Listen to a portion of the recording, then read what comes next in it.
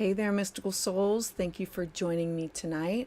I really appreciate you being here. If you are new here, welcome. My name is Patricia Tate.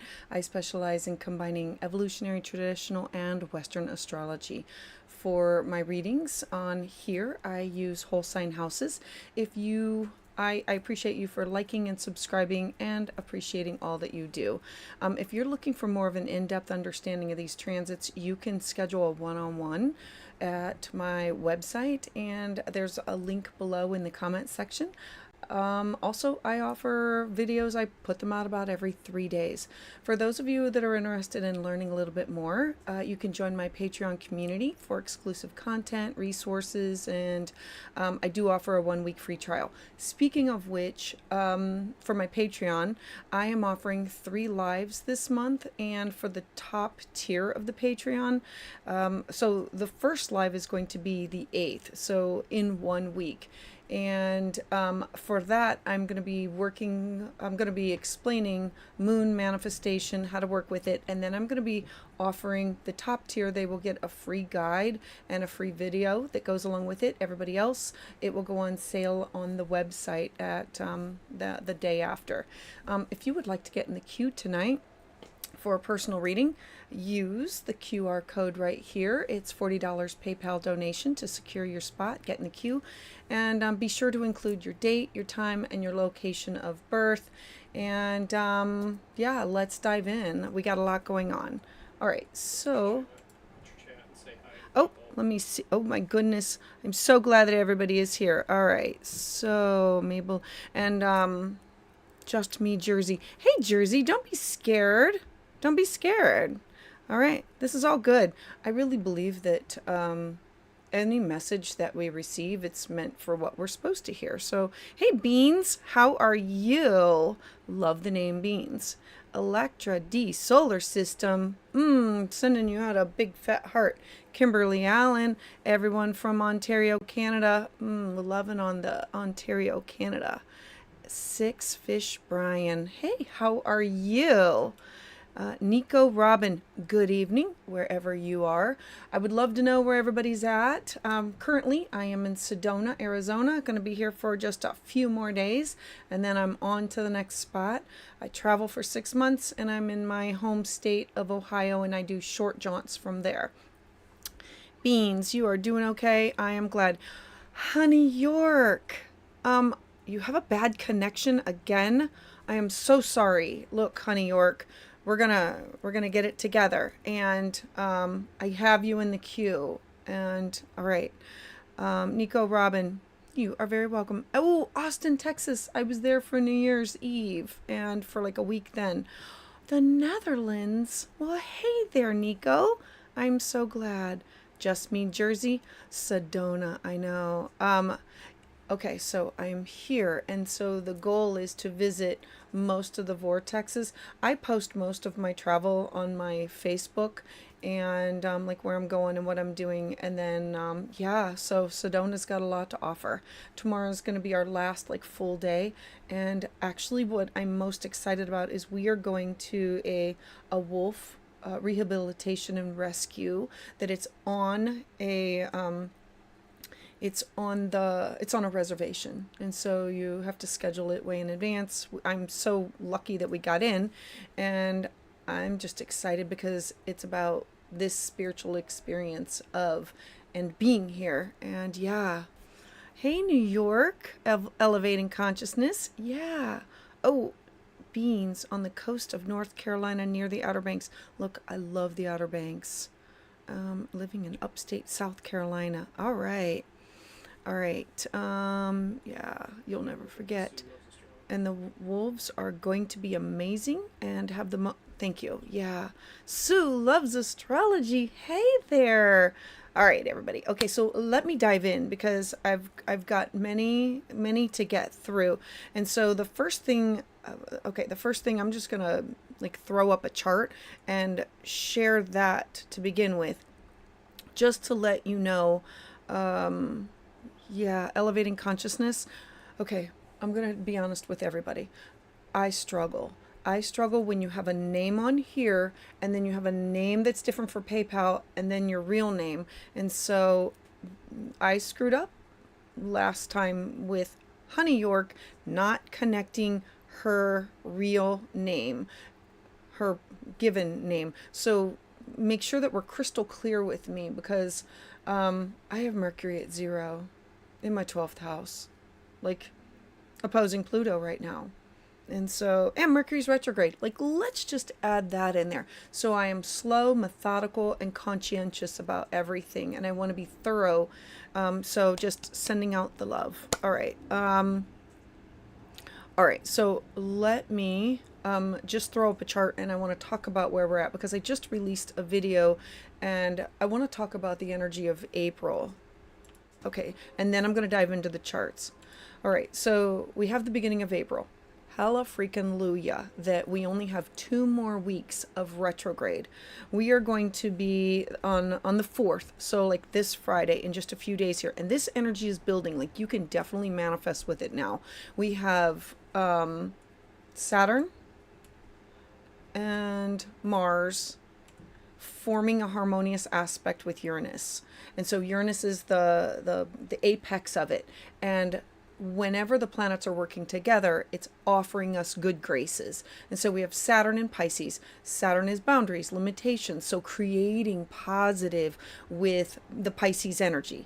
And so then we have Mars in Cancer, which represents home and family and stability and wanting to like move forward with drive.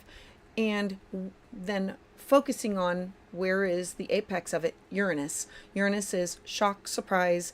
It's about innovation. And so now we have dreams, resiliency, intuition, discipline, responsibility.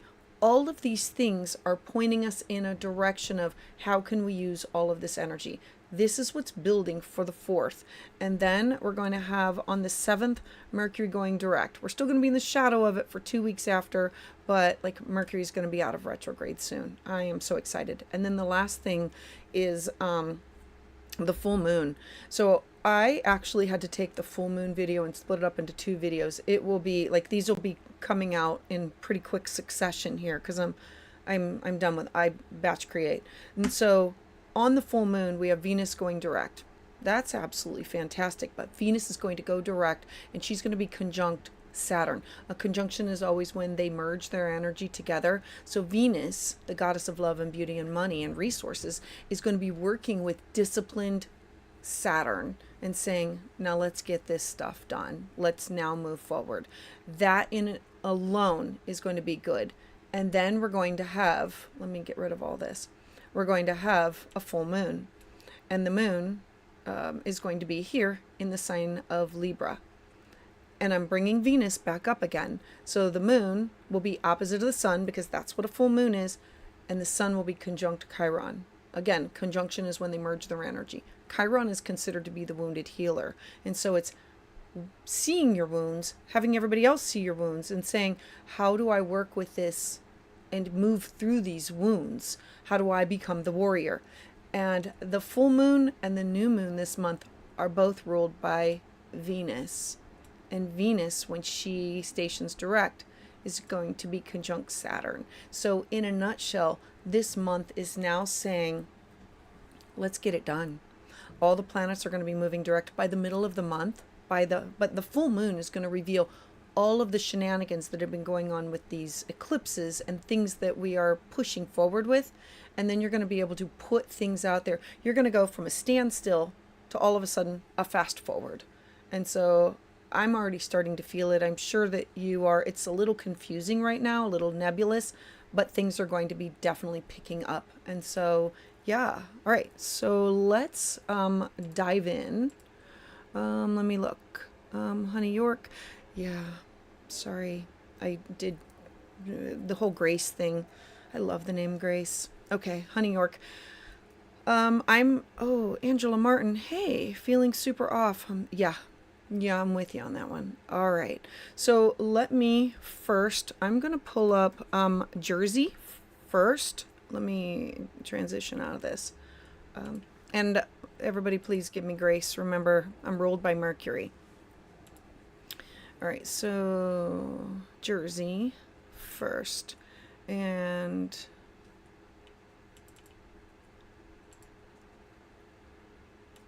All right, so Jersey, I'm just going to do a quick round robin. Jersey, I don't know how much you know about your astrology, so I'm just going to like hit it hard and fast. You're Virgo rising. You're ruled by Mercury. Every single time Mercury goes retrograde, you feel it 3 to 4 times a year. It rolls over who you are, your identity, and it rolls over your career, your being seen, authority figures. And it'll also roll over the house that it's going through. So it's always going to be important for you to be following your ruling planet. Your chart is really a pretty even chart. You do have, let's see, you do have your north and south nodes in Aries and Libra. So you're definitely going to be feeling this moon that's going to be coming up. So I think I'm going to start with that. Let me play with this. Hold on.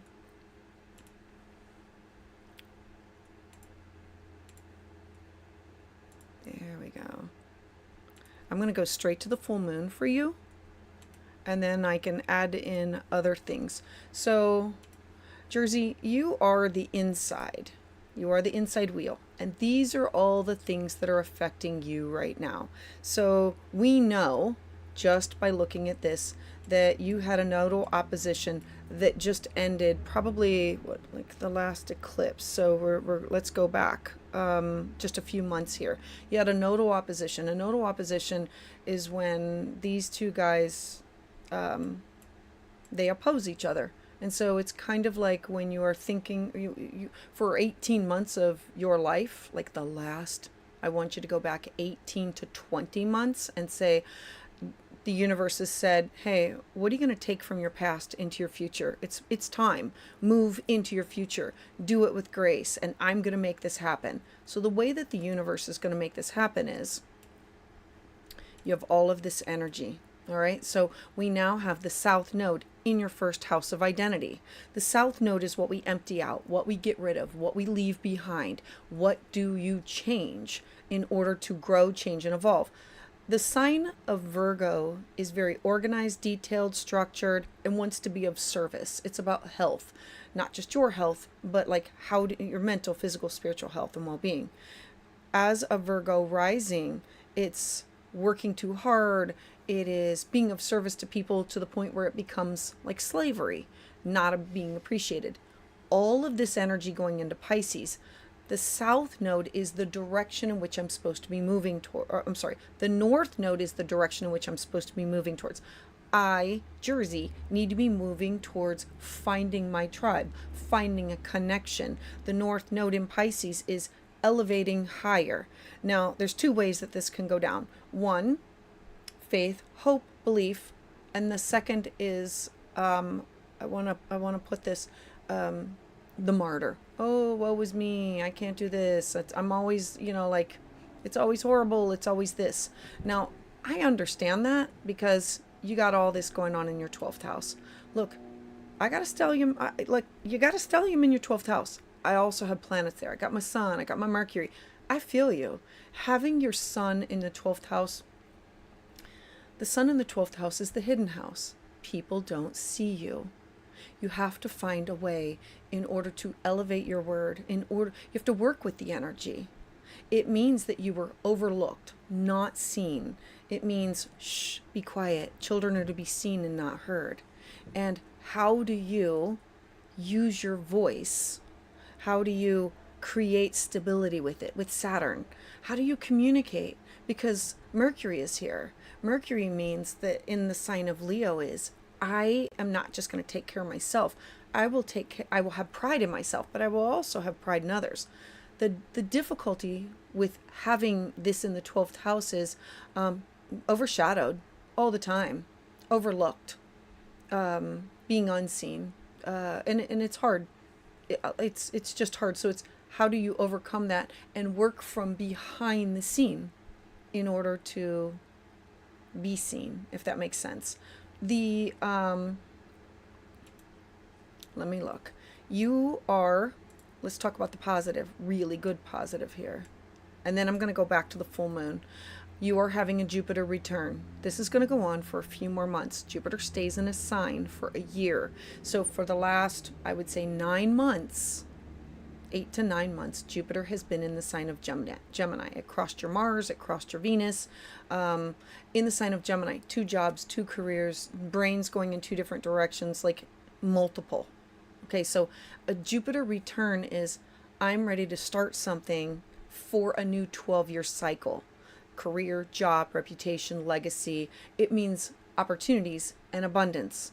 It doesn't just come to you. You have to search it out.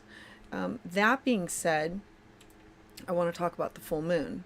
Okay, you are going to have, like, if you can see, this, and this, and this. All right. This is an opposition.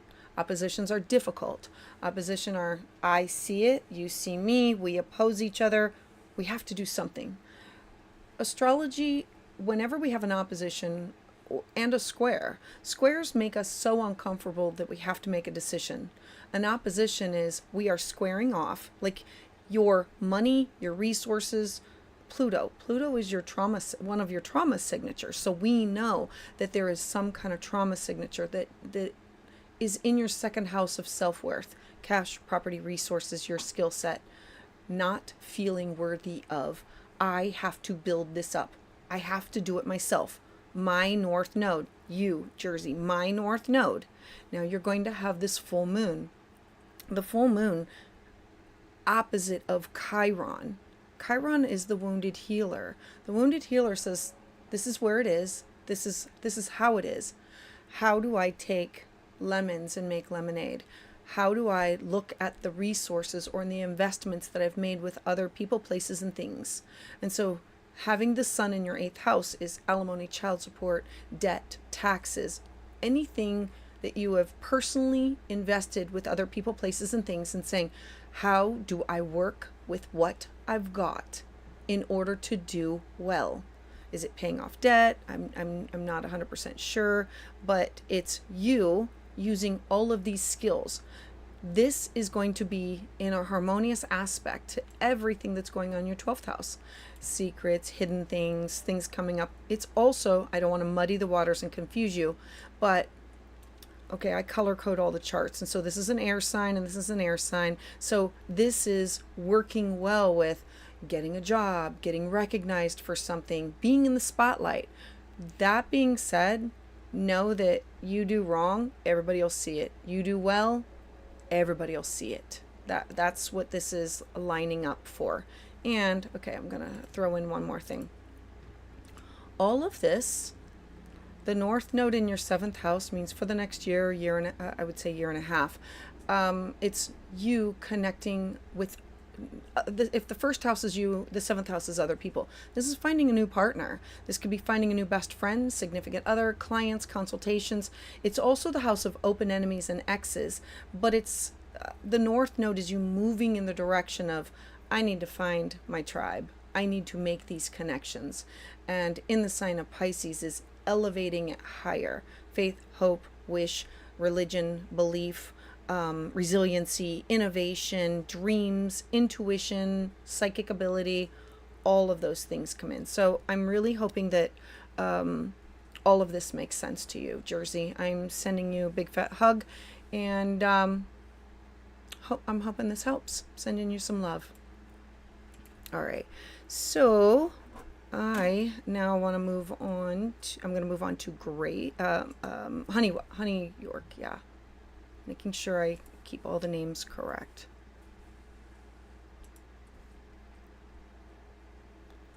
All right, honey, can I call you Grace?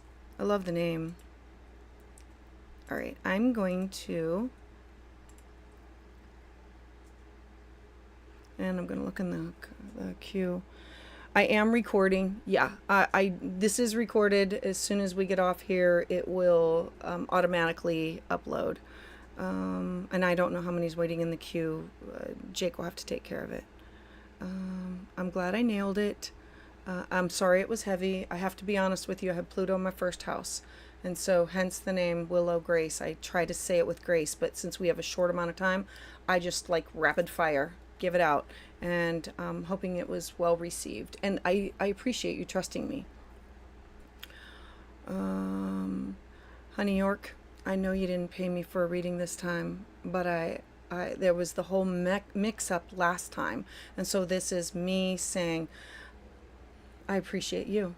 I appreciate you.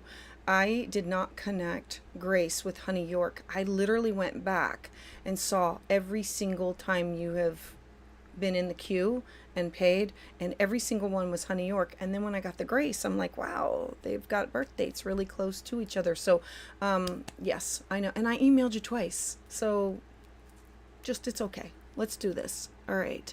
Yeah, let's talk about this. All right. Honey York, Grace. I want to first talk about, I'm just going to go straight to this full moon because of this.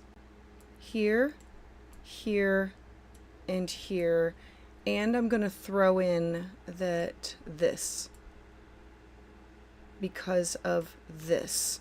And I know that your level of understanding of astrology, so I'm going to rapid fire and throw this out to you because I believe you'll be able to pick up on it. All right. As a Virgo rising, you're ruled by Mercury. Mercury's going to go direct on the 7th. So again, hallelujah. It's in your 7th house. It'll be moving forward. It'll make communication a whole lot easier. It's been messing with email, phone, text, computers, all of those topics for you. On top of that, you're going to have this full moon that's going to be coming up on the 12th. The 12th, it's going to be the Sun and Chiron in a conjunction. The Sun is where you're going to shine. It's in your 8th house of taboo topics, shared resources, alimony, child support, debt, deep psychological. Like this could bring up trauma, or this could bring up topics from when you were younger, or I would also look at this as a window of opportunity of things coming up that has to do with partnership, business partnership, family, because the full moon is going to be in your 2nd house of money, resources, in the sign of Libra. Grace, I have been fair. I have been equitable. I have really been like overly fair. And now with Venus out of retrograde, and she's going to be conjunct Saturn. Okay, so Venus, the ruler of this full moon, she is now coming. So the story about Venus is she goes to the depths of the underworld. She has to like lose everything. And so she goes in like, I don't want to say a prima donna, but she goes in like a queen and she comes out like a badass. And so she comes out like this freaking warrior, and she's going to be conjunct Saturn, merging her energy with Saturn, saying, I have been there, I have done that. And Saturn says, now let's make a plan. And Saturn has the rings around it, so these boundaries. And so it's healthy boundaries of where you want to go, what you want to do within partnerships, all relationships. This has to do with personal and professional, like collaborative, anything that you are mixed with other people. That being said, there could be some things that come up with in the house, in the topics of you sharing resources with other people, of opinions, savings, bankruptcy, insurance. You need to know who you're invested into, who you are connected with, and what things are being brought to the light that has to do, that might need healing. And this could be like, I have to bring those topics up. I know they're uncomfortable, but we have to talk about it. That's what this full moon is going to be about. And it's going to be on top of your personal Venus. So this has to do with your money. This has to do with your love, your personal assets, your personal recesses. It's yours. It's your love language. And my internet is horrible, but I'm Libra rising. Honey York, let's talk about. Honey York, can I give your birth information out loud for what I have? Like,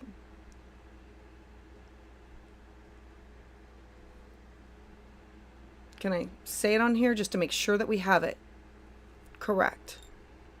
Give me a yes or a no. Because I went back just to make sure that I had the correct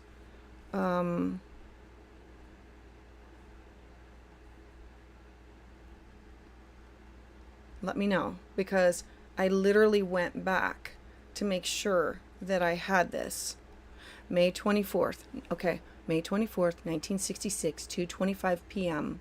That's what I've got. This is actually, yeah. I don't know. Yeah. 2:52. I can change it by 3 minutes, but it's not going to change the major planets. The only thing it's going to change is your inner moon there. Yeah. Like this is literally you. And this is what you have, the kite. The kite that links down to everything. Sure, yes. Yeah. Like this is you. Like if I were to draw the lines. Oh, hold on. You have the kite. You have the grand trine with the kite that leads up to here.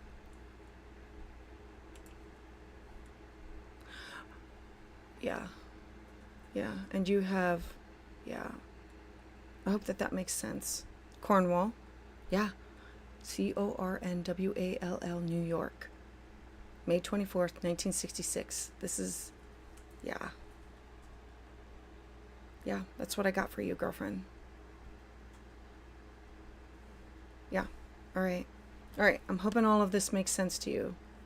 Hoping all of this. And I'm going to pull up your chart just so you can see it just alone.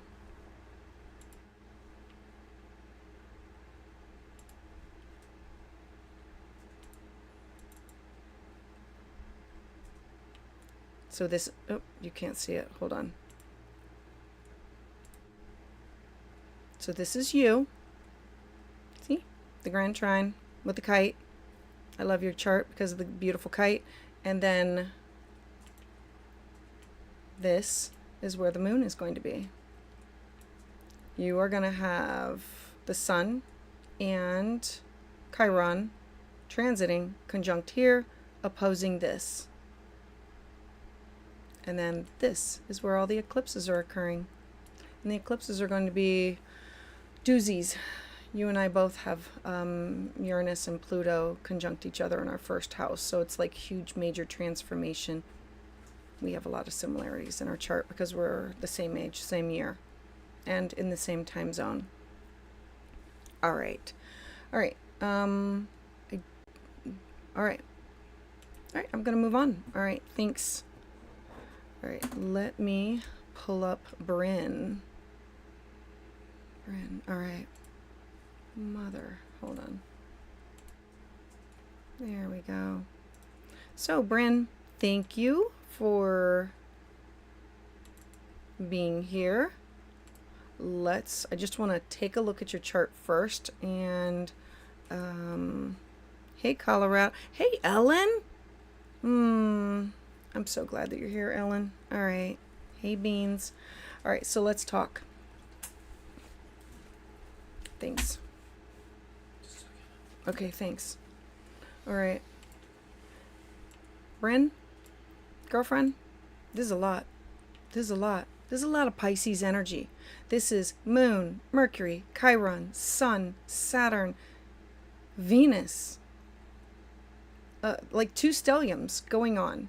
And this is a grand cross. I don't know if you can see it, but a grand cross is when this is activated and this is activated, it literally lights up your whole chart. So you will have major times in your life where nothing happens and then everything happens all at once. And because we have all of this going on in the sign of Pisces, this is a lot. Oh, and your birthday. Your birthday's gonna, so this is your solar return also. All right, so as an Aquarius rising, I love Aquarius rising. Aquarius rising people are like, learn to let their freak flag out. They are very adept at learning to be like, talk to a transient and talk to a CEO, dress up in a suit or go hiking. Like, they learn to be very adept at that. With all of this Pisces energy, it's watery, it's intuitive, it's psychic, it's having to have healthy boundaries around you at all times, because the energy is that mine? or is that somebody else's that I'm feeling? And then having all of this in the sign of Virgo is wanting to support and help other people. And how do I have healthy boundaries? Because Pisces don't want boundaries. They're fluid. They take the vessel. They hold the vessel of the container that they're in. They are the most evolved sign, wherever we have Pisces is, of the zodiac. And so it's, I have money, the money is gone. I have this, it is gone. All right, so knowing this, I'm going to pull out, I want to talk about the upcoming transits.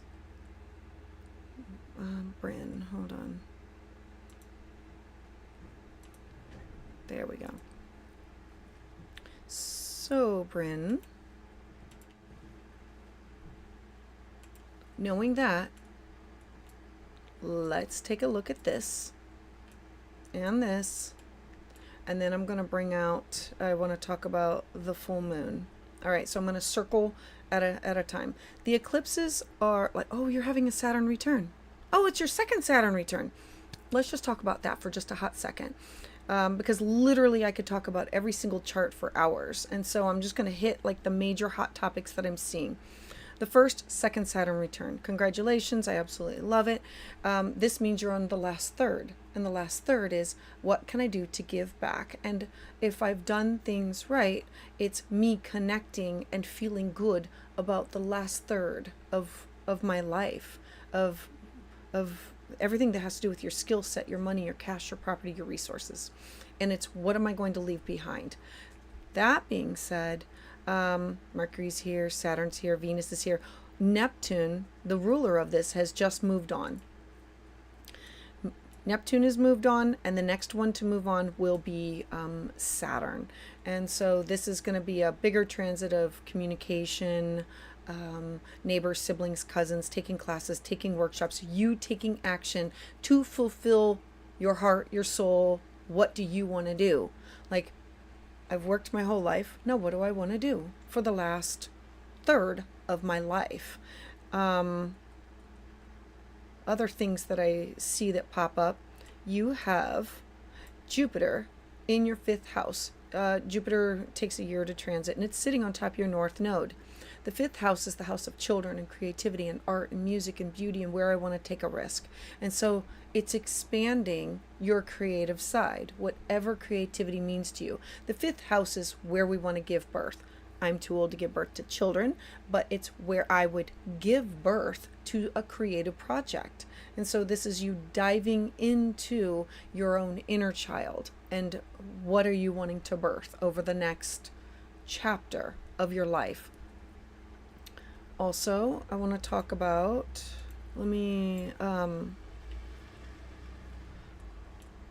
this and then this. All right. You're going to have, okay, I'm going to talk about Pluto also. Chiron, the wounded healer, is going to be conjunct the sun in the sign of Aries. You saying, I need to take initiative of something. What is this initiative? How do I go after it? All of these topics in order to heal. You are healing your own inner child with something that had to do with neighbors, siblings, cousins, something that when you were younger, it's you taking the initiative. There's going to be some things that are revealed with foreign people, places, and things, cross-cultural experiences. This could be the ending of a project that you start. The 9th house is the house of legal matters and publishing. And so, or it's also the house of religion and philosophy and higher beliefs and expansion of wisdom and knowledge. And so this could be, I'm now ready to share my knowledge, where the student becomes the teacher. That being said, Venus is going to stop being retrograde, moving forward on the same day. And this could expand topics that have to do with your money, your finances, your resources, your talent, your skill set, your income, and your possessions. It's like putting it all together.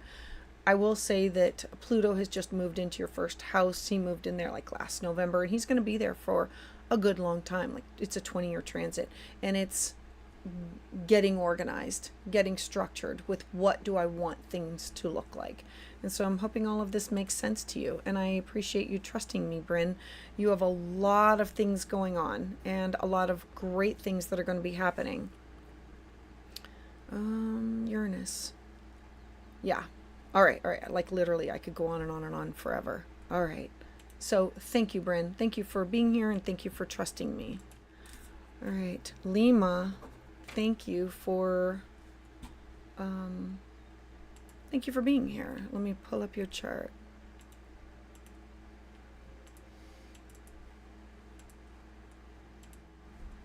Okay, she has a question that she put in the comments. Okay. Can you tell me what it is? Lima.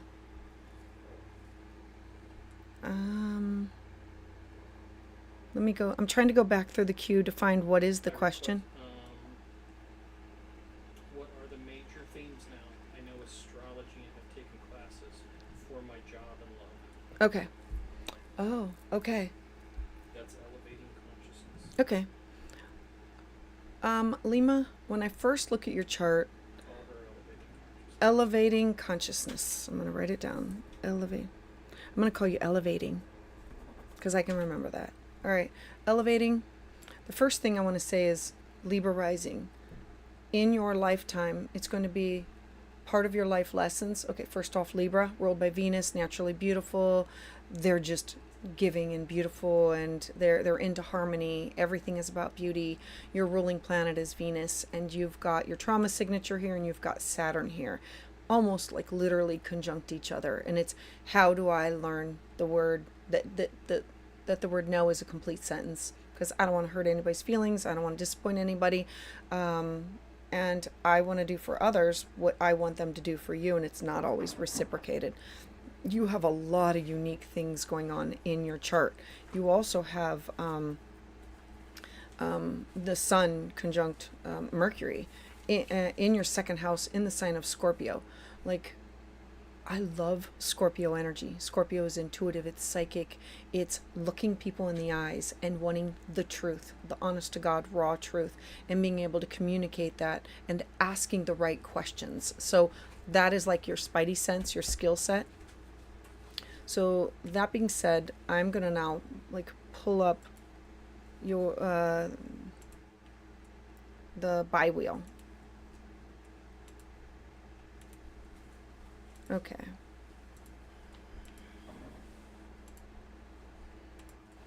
Okay, so major things going on. I'm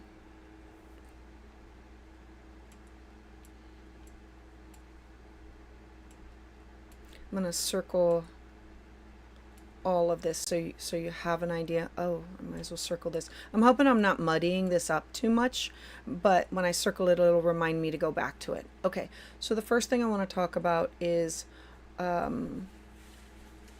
Venus is your chart ruler. She only retrogrades every year and a half. And so for you, it's always intense and hard. So she rules over your first house of identity. And when she retrogrades, it's for months. And so she was retrograding over your partnership sector, and then she went into your sixth house of your day-to-day habits, your mental, physical, spiritual health, well-being. How can I take care of myself? How can I nurture myself? I feel off. Is that my feelings? Is that somebody else's feelings? I want to be of service. They're not appreciating me. And now I feel sick. And so all of that was going on for the last several months. You are now going to have on the 12th, Venus is now going to move direct. She's going to be conjunct with Saturn. Think of Saturn as it has these rings around it. So fence around your yard, the boundaries. I elevating consciousness. I have to take care of me first. And that's hard. That's hard for Libra rising because they want to please. They want everybody to be satisfied. They don't like to disappoint people. You have to have these healthy boundaries and make sure that you're putting your mental, physical, and spiritual health and well-being above everybody else's. You cannot pour from an empty cup. And so this is finding a counselor, finding a guide. This is alternative healthcare and healing practices, and making sure that you are setting aside enough time to take care of you, because the first thing that will give out is your body. Your body is like a signal for everything that's going on. Like, you will feel it. like literally, that you'll have intestinal problems, or like something with bellyache, like literally because of the ruling planets. And so this Saturn here is saying we are going to make a conscious effort to put into play short, middle, and long-term goals for success in order for us to have healthier habits, in order to take care of our mind, our body, and our spirit moving forward. I absolutely love that. At the same time, you're going to have the Sun conjunct Chiron. The Sun is your where you are initiating things in your partnership sector. The seventh house is you with somebody else, business partner, significant other, clients, open enemies, exes. If the first house is about you, the seventh is everybody else. And so this is not just personal, it's professional and collaborative. And so it's conjunct Chiron. I feel wounded by this. How do I initiate this? The full moon is what is being revealed, some secrets or some intimate things that are about you. And it's going to be sitting on top of your Pluto and your Saturn, reopening a wound. And you have to look at it and say, well, this was difficult these last few months, especially with Venus retrograde. How do I heal from this? Who do I have to, who have I invested in that has not invested back into me? Who doesn't reciprocate with the phone calls? Who do you work harder at to remain the connection than they with you? And who drains your energy? Who takes from you more than they give? You are not a dumping ground, and you having to be very selective about your energy. And so it's about those things being revealed, and you having to have harder. It's an awareness of no is a complete sentence, and not being made to feel guilty about your decisions. I want to also throw in that you have Uranus at 25 degrees sitting on top of your own personal Chiron moon. Chiron in the 8th house is deep secrets, taboo personal secrets. It's the 8th house is people that we are connected to, that we have invested our time, our effort, and our energy. And so this could have been when you were younger, or this could be with a business partner, or this could be with a significant other. It's going to be where you invest your money, your like bankruptcy and losses and taxes and debt. And it's also sexuality. It's the house of taboo topics.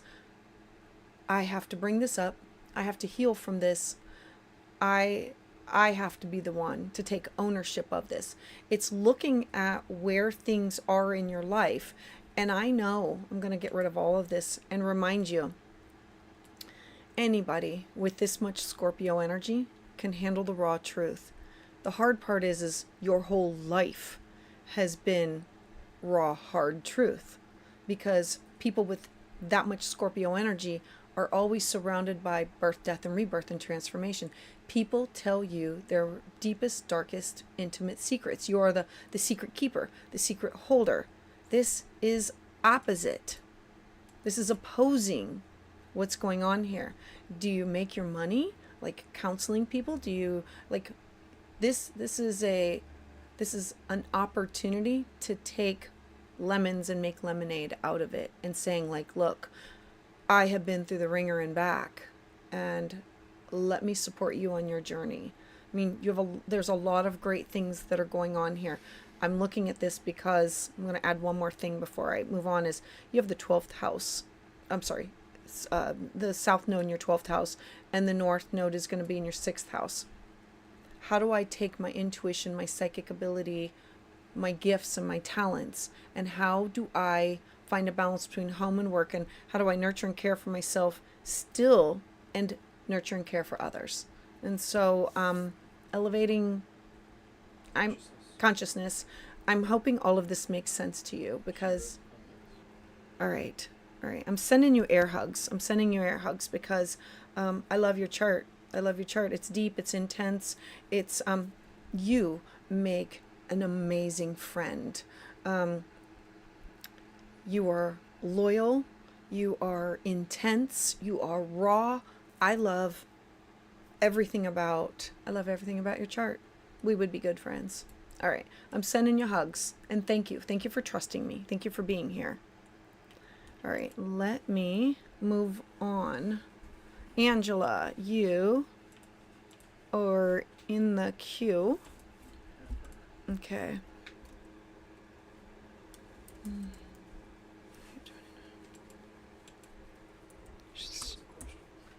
Thank you. Let's see. 8, 29, 11:02.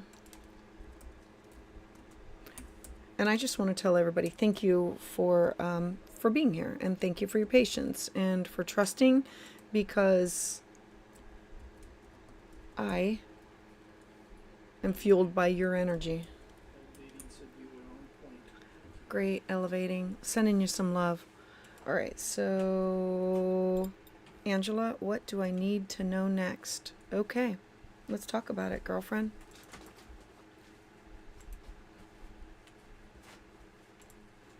All right, so, oh goodness. Oh, let's talk about this. All right, this draws my attention immediately. This.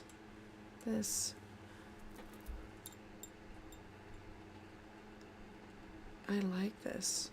All right. Are there any squares to that? Give me a hot second to look around. Yeah. Okay. I read her novel last week too, so Oh. Okay, because this does look familiar. Okay, this makes sense. All right. So you got the South Node in Libra, square to Neptune in your home sector, North Node in Aries. Oh. This makes sense with where you're going, what you're doing, North Node. Okay, I see it. I see it all. Let's talk. And by the way, I love the kite. I love that trine. I love all of that.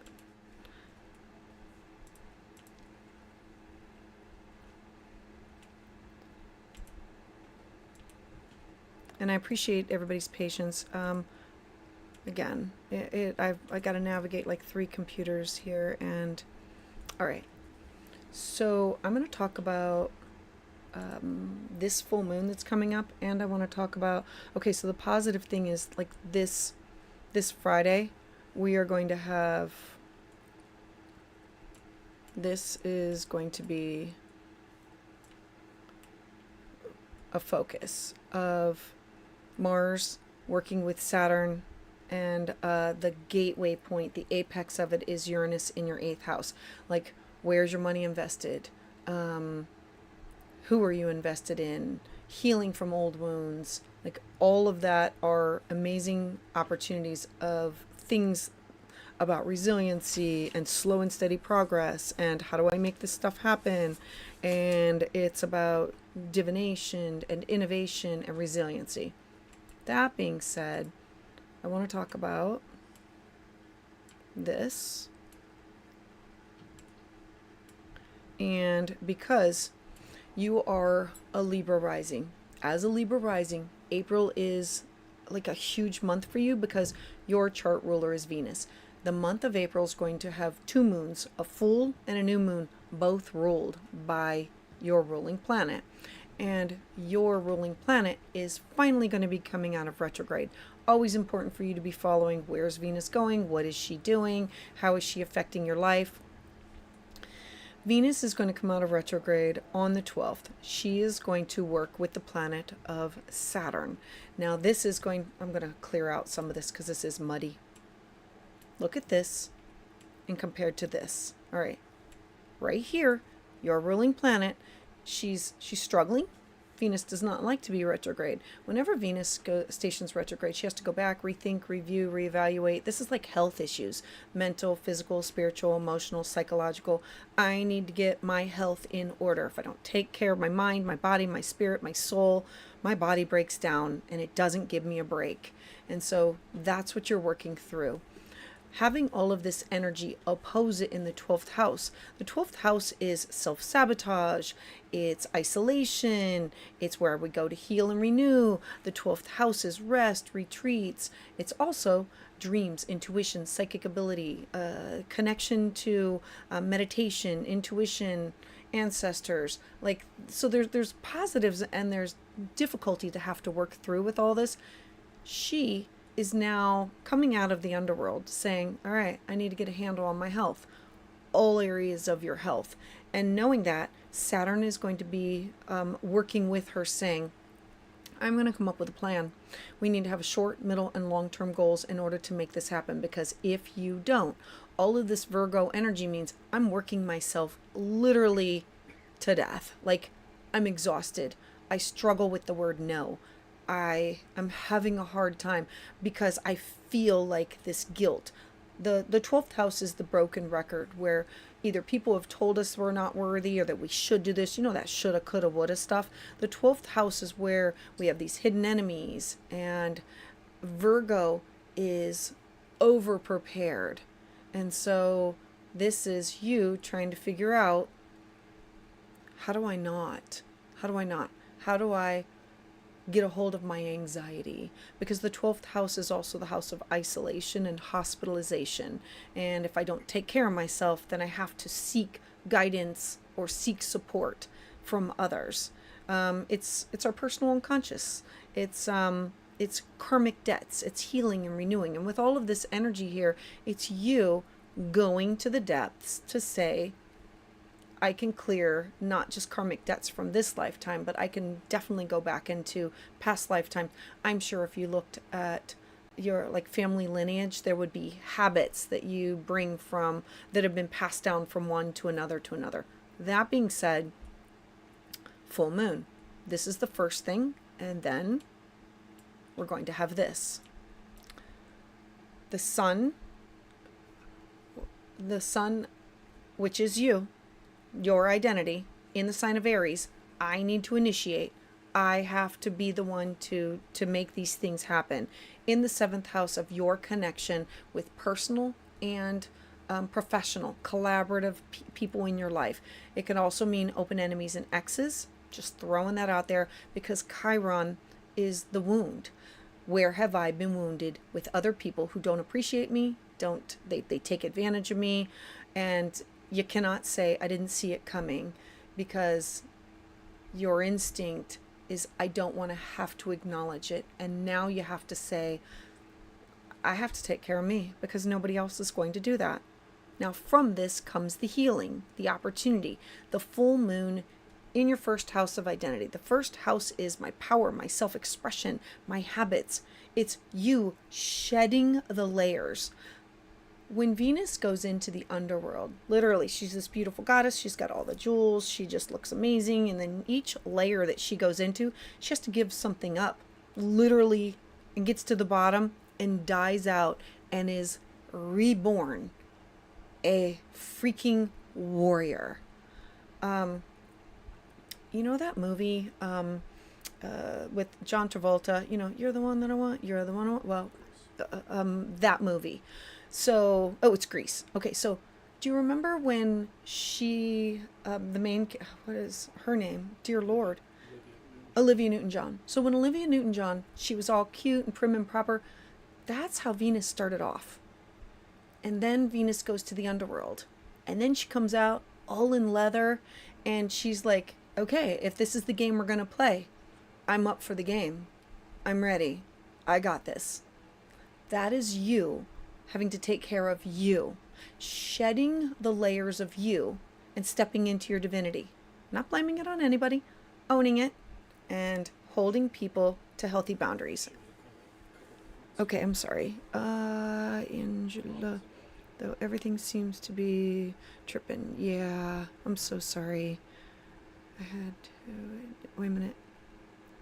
Okay. I'm hoping all of this is making sense to you, Angela.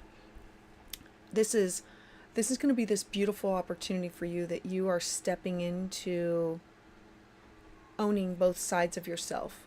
The shadow and the light. It's balancing the dark and the light within you and owning it. especially with the nodes going through your 6th and 12th house. So thank you, Angela, for trusting me. Send in your air hugs, girlfriend. Send in your air hugs. All right. Next is Sarah. Hey, Sarah. Thank you for waiting. Greatly appreciate it. It's Hammond and Nita. Yeah. What's the date? The date of the birth. Is that 10/18? 10/18/70. Okay.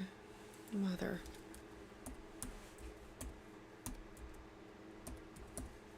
Ten 18, 1970. Okay. Look, I'm ruled, and I'm a perfectionist. I don't like to make mistakes, so I check, I double check, I triple check. So appreciate everybody's patience.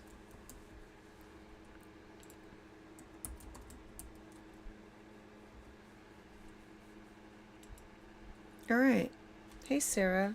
Okay, so let's talk about this. No question. You're welcome, Angela. All right. And send in your air hugs. Read right there. All right. So, Sarah, I don't know how much you know about astrology, so I'm just going to do like a quick round robin just to share here. As a Gemini rising, you are ruled by Mercury. You do have, that's a square. Here's a square with Chiron, with between your wound, 12th house fears, hidden secrets, and Jupiter, something that happened when you were younger, childhood. It was when you were younger, childhood. Oh, you're having a nodal opposition. Okay, let's just dive right in and let's talk about that. And with the full moon, I wanna add that in here.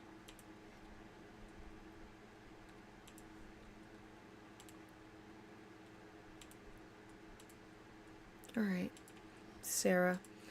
All right, so if you notice, your chart is on the inside, and this, I'm going to start circling some things, so I'm hoping it doesn't muddy the water for you. Things that I want to make sure I discuss. Here. Okay, I'm going to stop here, but then I'm going to talk about the nodal opposition. All right, so your chart ruler, Mercury. Hallelujah. Mercury is going to be direct starting on the 7th. Mercury rules not only over who you are, your identity, but your home. So whenever Mercury stations retrograde, you not only feel it with who you are, like we're talking like serious muck-ups, computer technology, misunderstanding, late, lost, breaking things that have to do with home, remodeling, need to clean out my closets, all of those topics, 3 to 4 times a year. You are ruled by Mercury, and then the house that Mercury's in. So always watch where Mercury is. This full moon that's going to happen on the 12th. So it's ruled by Venus, and Venus is at the top of your chart. Money, cash, property, your skill set, your talents, something that has to do with your career, your job, your reputation, your legacy, authority figures seeing you leaving a lasting legacy, the way that you organize things. For your job, Saturn is going to say, look, in order to do well here, this is where we need to make our money, or this is how we have to reformat things. Venus is like the packaging of things. Venus is how we make the money. It's how beautiful things are. It's like, it's people, and it's also the way that we communicate with people, because she likes to bring people, places, and things together. With Saturn here, this is going to be really good, because you are going to it's having goals and being able to move up towards those goals. That's going to happen at the same time that you're going to have this full moon. The sun is going to be conjunct Chiron in your 11th house. The 11th house is your hopes, your wishes, your dreams, your goals, who you network with. It's bringing up some kind of a wounding of who you've either collaborated with, who you've networked with, leaving groups, feeling like I'm left out of groups, or and then the full moon is going to happen in your 5th house. This could be a project or something coming to a completion. And look, this full moon is gonna, it's opposite of your sun, and I'm gonna just throw in Pluto. Pluto's a trauma signature, so we know the fifth house has something to do with children, childlike activities, creativity, art, music, love, beauty, and having to find a balance of these things in your life, creativity. And so this full moon is, I'm either going to be ending a project or something is coming to fruition, and there can be this opportunity for a healing moment.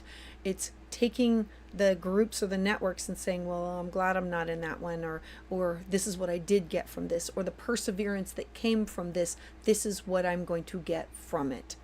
That being said, I want to throw one more thing in here. This is going to be big, and it's going to be big for you over the next 18 months of your life. The nodes are our life's direction, and having them in your 10th and in your 4th house over 18 months often means that I move, and it's leave a job, move job, get a new job, something that has to do. So South Node in your 4th house is usually somebody moves out of the house, you leave out of the house, you do something with like the house and it's gone, or a move or a transition. Having the North Node in the 10th house is a career, a job, a legacy of I'm going to leave this job and I'm going to move on to a different job. It'll activate it, and yours is almost exact. Like this is at 27 degrees, yours is at 26 degrees. It's going on now. It will be activated by the eclipses, but it will continue to stay in these houses. So this will be a transition that's going to be going over the next 18 months of your life. You're having a nodal opposition. This is when you have to look back at your life. I always say, imagine you and I are in a car and we're driving, and you're driving and I say, hey, Sarah, tell me about your life. And we're driving by some things. And you're like, well, I'm like, no, Sarah, keep your eye on the road. And you're like, yeah, well, it went by me. And I'm like, well, do you want to keep it? Like, do we like that? Do you want to keep it in the trunk? Do you want to put it in the back seat? Do you want to put it up front with us? Do you want to put it in the front like we can see? Or do you want it way in the back? Do you want to leave it in the back? Like, so you can only look through it through your rearview mirror. And you're like, well, and I'm like, no, we're keep on going. So life is going to ask you to look back over the last many years of your life and say, where do I want to go? What do I want to take with me? This is kind of like a reality check of look at the choices that you've made and realign with where you're going. An example was, there was a client who, they were in rehab. They were 8 years clean and sober. Everything was fantastic. They were having a nodal opposition like this. And I said, you will be confronted by people, places, and things that you once knew. And they will come back up for a second go round. You're either going to take them up on the offer, or you're going to pass on it and say, this is my new direction. And sure as heck, 18 months of that went by. And then they met this person that they wanted to spend their life with. Like, it's about making choices of, where have I been? Where do I want to go? And I need to be in charge of the direction of my life. And I'm hoping all of this makes sense to you. All right, I'm sending you air hugs, Sarah. So thank you. Thank you for trusting me. All right, let me see who is next in the queue.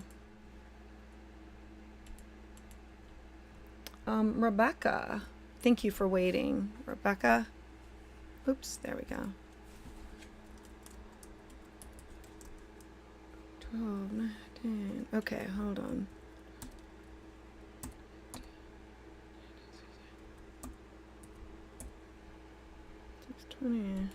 Alrighty.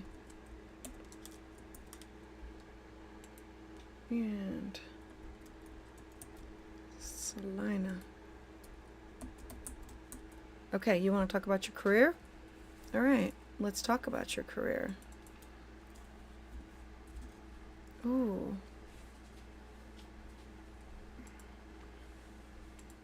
All right, can we just talk about you for just a hot second? I don't know how much you know about your astrology, but this is beautiful. You were basically born at like this new moon. And so everything with you is like new moon energy. Knowing that there's also a square to Pluto and Chiron.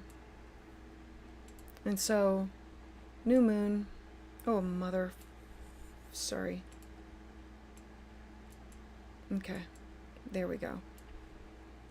So, Pluto's a trauma signature, has something to do with you working really hard, giving a lot, overwork, not being worthy enough. Chiron and Pisces, Chiron is our wound, so around the age of 28, 27, 28, 29, you had this major, either you realized it at that time, or that's when a wound happened, something that was bigger, and it would have been fresh and raw, and it would have triggered, set off something that had to do with your career, something that had to do with home, and the apex point was where it came out with you. And so knowing that every time something activates your 10th house, it throws this configuration into squares or hard aspects. They are uncomfortable situations that when they're activated, it forces us to be so uncomfortable we have to make a change.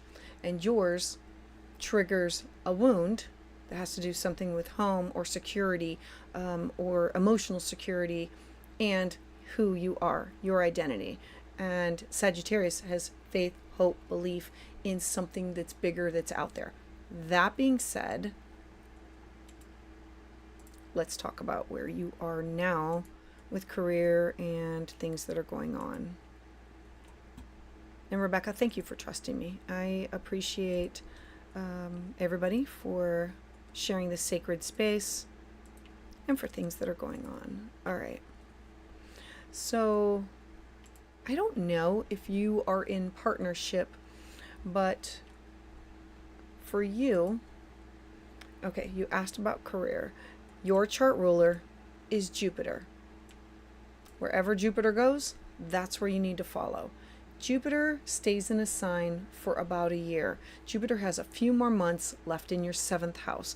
So this either has something to do with your partner, or this has to do with you expanding partnership. If the 1st house is you, the 7th house has to do with business, significant other, clients, open enemies, exes. Jupiter is the Santa Claus of the zodiac. It expands that area of your life. So this is you expanding people, places, and things that you are coming into contact with. And this could be, I don't know what your job or your career is. This, okay, I color code my chart so you're going to be able to see what's going on here. And I'm hoping not to muddy things up, so I'm going to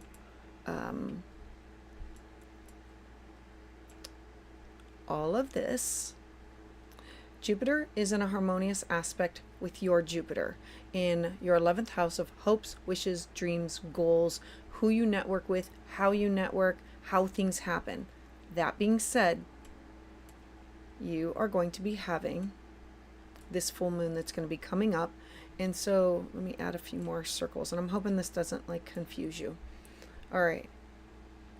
The first thing that's going to happen is Venus and Saturn, something that has to do with your home, your security, your foundation, your traditions. The 4th house is your personal life. There will be, Venus is the goddess of love, beauty, money, and resources. And you saying, all right, this is what I want to do. Something that has to do with your foundation, your emotional or physical foundation of your life. And Saturn's going to be, and let's make this happen. Let's create this. I don't know if it's buying a home, selling a home, but it'll have something to do with, because the North Node is having you focus on home, and the South Node is releasing of something that has to do with career, job, like losing a job and then moving on to another, retiring from a job and then moving on to something else. That being said, you're going to have the Sun and Chiron in a conjunction in your 5th house of creativity. Art, music, beauty, love, joy, illuminating. You focused on giving birth to something, opposing the moon on top of your Jupiter, ending a project, leaving some groups, leaving some networks, revealing some things that have to do with some networks or groups or affiliations. This could be through Facebook, Instagram, TikTok. This could be groups where we volunteer through. This could be groups that you are part of for your job, or it could be like star family. Full moons bring about endings, closures, and culminations. So this is ending or leaving or completing of one of those topics, and Jupiter will expand it in a big way. It's in a harmonious aspect with your Jupiter, but if this is where, if we're talking about job, this might be a leaving of something in order to move on to something else. And hoping all of that makes sense, because okay, I'm going to add one more thing in here. South Node on top of Pluto. Pluto is the god of birth, death, and rebirth. It's the god of transformation. And the South Node says something with your job has to be transformed. It's whatever you're doing or whatever you're involved in is not working.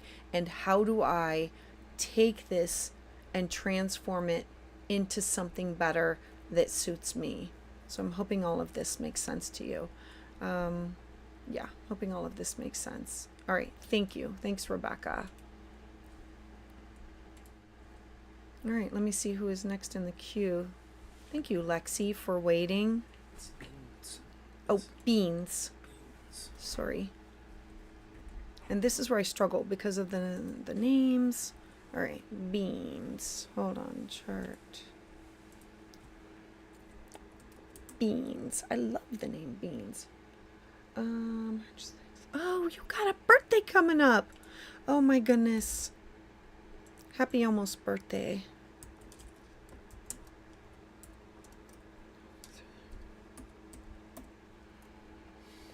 Okay.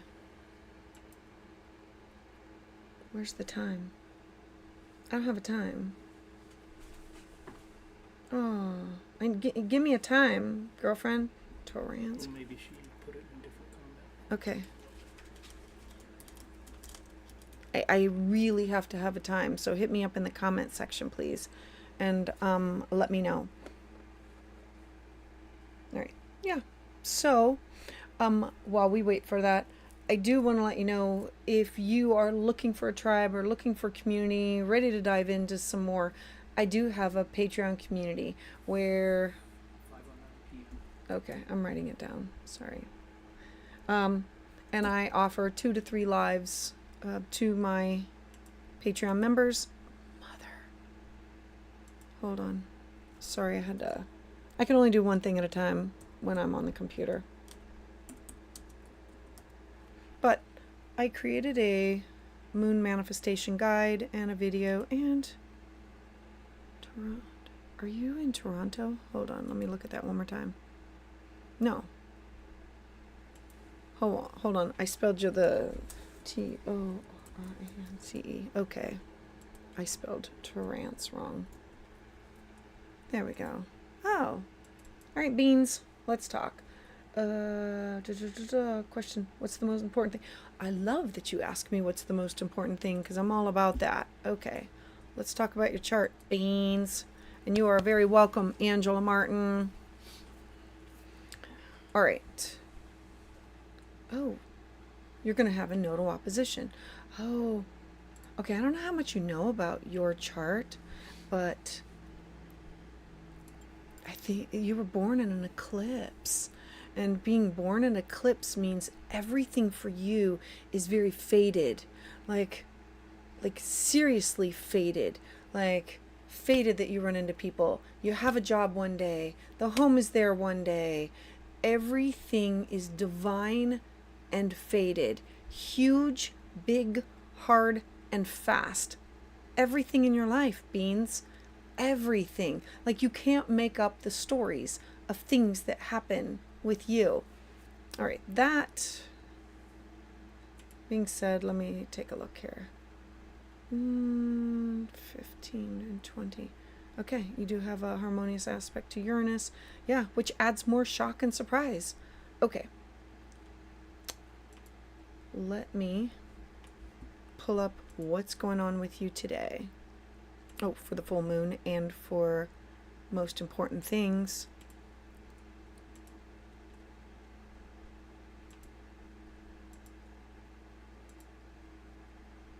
An eclipse, baby.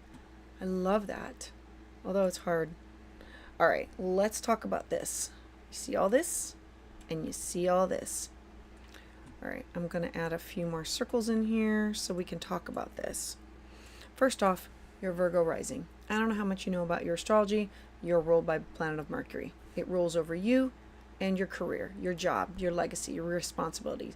Every time this little guy stations retrograde, you feel it within you and everything with your job, everything. Like literally, it mucks with your whole life. And Mercury has been stationing retrograde through your partnership sector, where you have invested within time, people, places, money, resources, and in your partnership sector. Like it's really been having you think twice, having to rethink about things that have been going on. That being said, I want to bring up this. This is a nodal opposition. I don't know if you heard me tell the story about driving in a car, but I'm going to say it again, and I'm going to add some layers to it, because you have your north node in Saturn and you have your south node in Pisces. I'm going to make up a story about you, about your, if you're comfortable with past lives. So in a past life, you were very Piscean-like, and you were in a partnership with someone and you lost everything. Like, we always look to the south node and say, where did things go wrong? Where are things difficult? Why was it so bad? It's you stayed too long. You had faith, you had belief, you had trust. And it just went terribly wrong. And you stayed. And this had to do with your hopes, your wishes, your dreams, your goals, and something to do with partnership. Everything was taken away from you. I believe a partner took everything away. I don't know if you're masculine or feminine, but I am going to throw in there that the sun is here. That same person who was with you in a past lifetime, they're here again. And you had to learn these lessons all over again. I look at it as you set yourself up and said, I'm going to repeat some of these lessons because... It's feminine. It's Lexi. Got it. Okay. I'm going to move my comments so I can just like see some of these comments, because I don't see anything. All right. So that being said, in a past lifetime, you said, that didn't go so well. It didn't end on a positive note. And I want to redo some of these lessons. And I want to bring some of these people, places, and things back in for a second go. And I want to do better. And so the south node in our partnership sector for you means I need to not always think about them. I need to not always give to them. In this lifetime, I'm going to work on me. North node in Virgo. I'm going to focus on what do I want to do. I'm going to be organized. I'm going to be structured. I'm not going to just go on belief. I'm going to dig up the information, because you are ruled by the planet of Mercury. And we say, okay, where is Bean's Mercury? Bean's Mercury is in... Where is your Mercury? Hold on, Tonto. Oh, in your 8th house of shared resources. Beans need to be very cautious about who I combine and who I invest in. This means family members. This means business partners. This means significant others. The 8th house is the house of taboo topics. It's the house of secrets. It's the house of where we are connected with other people with alimony, child support. You, in this lifetime, should not just believe on faith alone. You have to trust your intelligence and not just your intuition. And having a sun in Pisces makes you very watery, very intuitive, very psychic. But you're going to bring in some of those same people for a second go round. And it's uncomfortable of, do I trust? Do I not trust? How much do I trust? Like, what does this mean? Like, it's Pisces is ruled by Neptune. It's very watery. It's you trying to see through the murky water. And Pisces, I always think of it as drunk or high or foggy. I cannot see through, and I have to use my intuition. And in this lifetime, you not only have to use your intuition, you have to back it up with facts. You have to get the details so you don't make the same mistakes again. That being said, you're having a nodal opposition. You and I are going down the road. We're in the car together. You're driving. And I'm like, Beans, how's life going? Like, do you see any repeated themes? And you're like, well, I have had some repeated themes. And I'm like, yeah, with people, with friends, best friends, open enemies, exes, people that you've collaborated with, more specifically, people in your life that oppose or do not support who you are, like want to take of your energy, don't appreciate, they take more than what they give of you. And you're like, yeah, that's a hard pill to swallow.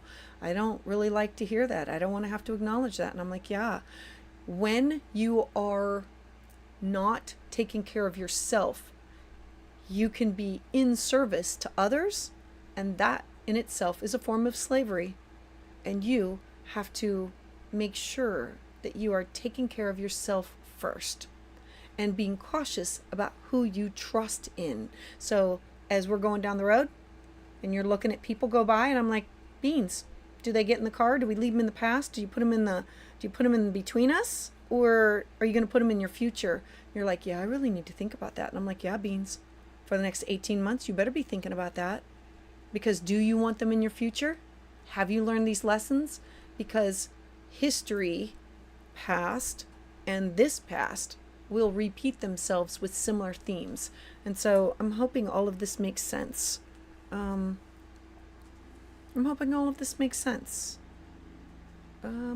don't see any comments, so all right.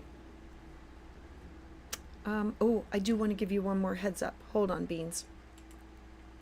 You are going to be having a Jupiter return, and you now have Mars sitting on top of your Jupiter. Mars is where you fire up, you take action, you take initiative. Mars in Cancer is, I have to take care of things that have to do with home and security, emotional, physical, financial security. That's what you want to do. On top of your Jupiter. Your Jupiter's at 29 degrees. Anything that's at 29 degrees, they consider it to be an anaretic degree. You've already done this. It's think of this as a what do I call it? A final exam lifetime with Jupiter in the sign of Cancer. Jupiter wants to expand all of your networks. And Jupiter's like, in this lifetime, I'm going to work on all those lessons, and I'm going to offer myself abundance in this area because these things are hard. Okay, look, this is water and this is water.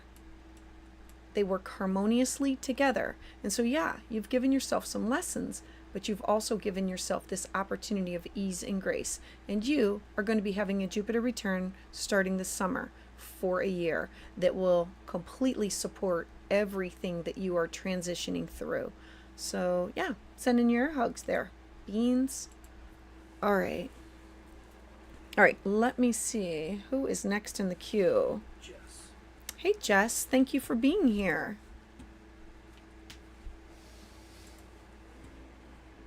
Let me see. Beans definitely resonates. Great.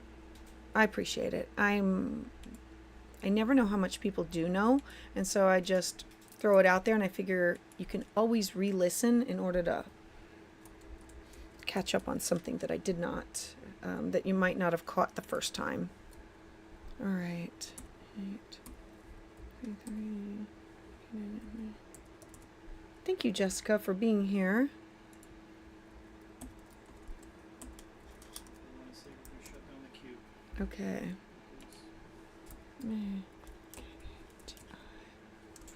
City. All right.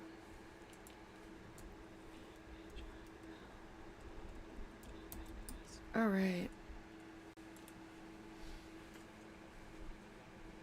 I got it. Thanks. All right, Jessica. I'm going to pull up your chart, take a little look first.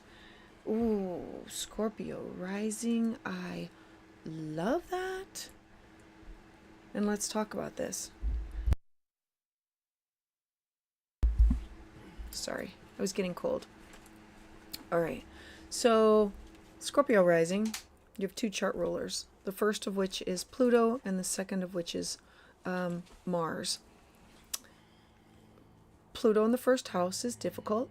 And everything I say with love, that been there, done that, or I get it. So I don't want you to like be offended by anything that I say. Having Pluto in the first house is, I always have to transform myself, and it's not just a little transformation. It's like birth, death, rebirth, like a peel off another layer. And Scorpio rising is, I am a Scorpio rising in this lifetime, and I have to deal with a lot of intense energy, raw, real, authentic, no tissue paper, can't handle it, just give me the facts. You do have, there is a beautiful trine to this, so that makes you very watery, very intuitive, very psychic. You know things. I love it because you will ask a question. You'll ask a question just to test somebody, to see if they're going to tell you the truth, and that's how you determine whether you trust them or not. I'm going to throw one more thing out here before you have zero. Moon at zero. Moon at zero in Capricorn. Moon is your intuition, your psychic ability. It's your feelings. It's you on the inside. And in the sign of Capricorn, I have to pick the right mountain or the sea, like it's the sea goat. I have to pick the right goals in this lifetime, and it's at zero. You've never done it. And so that's hard for you to navigate. That's going to be one of the things that you're going to be working on navigating. Throwing that in there, you also have sun at zero. Like the sun, where you shine in the sign of Virgo. Like, let's get organized. Let's have detail. Let's have structure. Let's plan some things in a fellow earth sign. They're both trying to work together, but never have had the moon and the sun working in another lifetime. Like, it's just like newbie puppy dog energy of, yeah, we're just gonna figure this stuff out. We got this. All right. So that being said, let's take a look at where we are.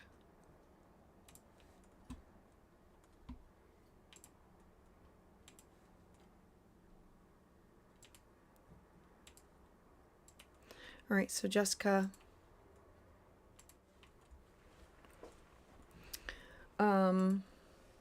Oh, you're having a nodal return.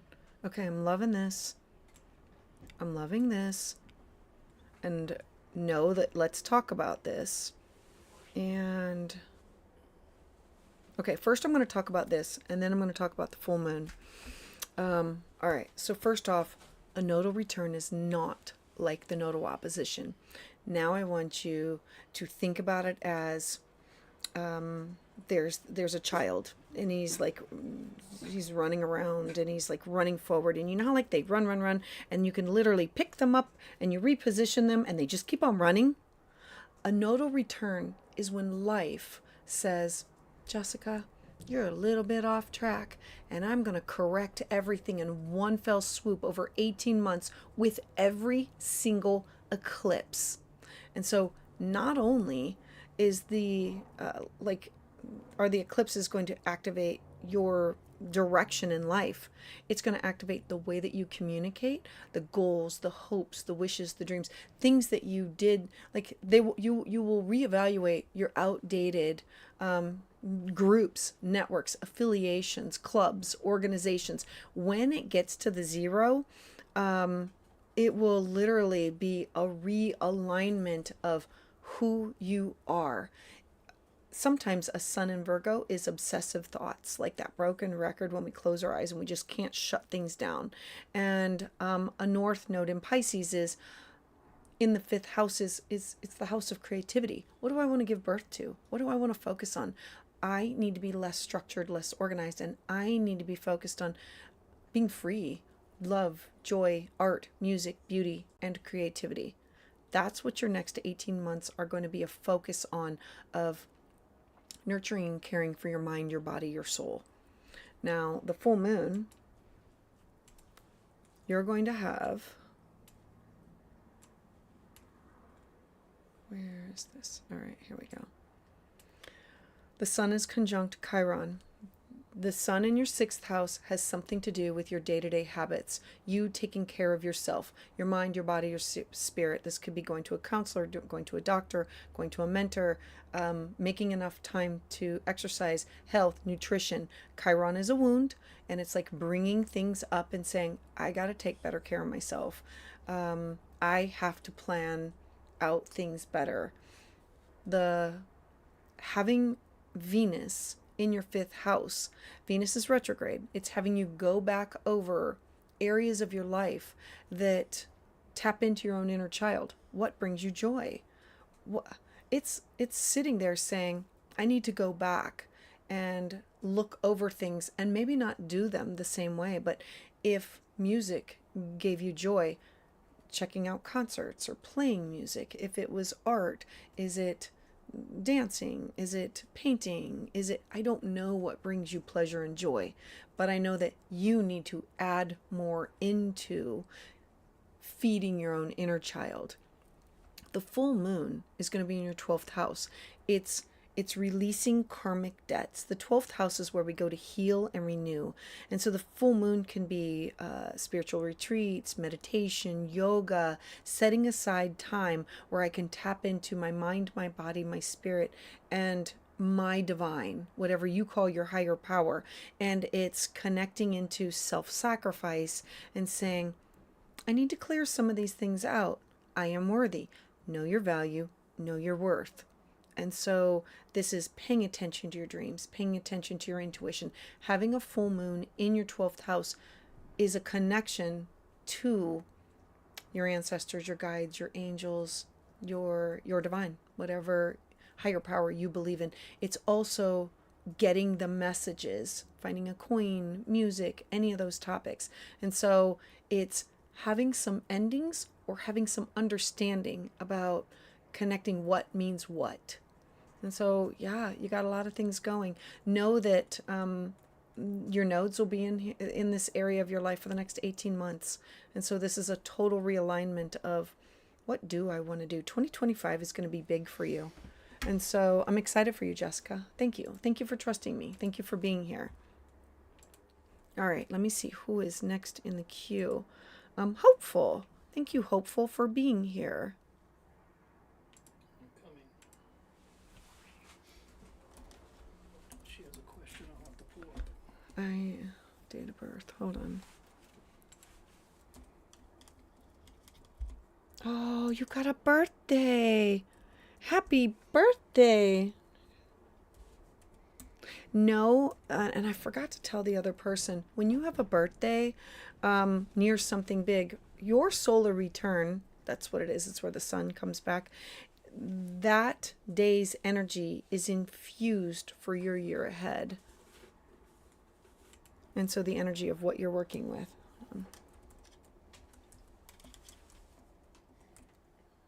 Mother, there we go. Hold on.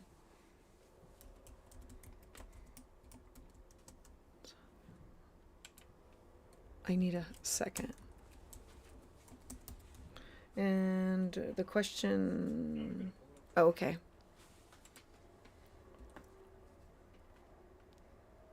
Hold on. This said, there we go. Make sure I have this right. South Carolina, Greenville.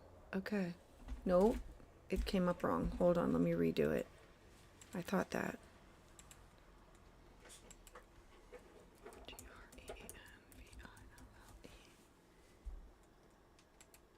There we go, Hopeful. Now I gotcha. Okay.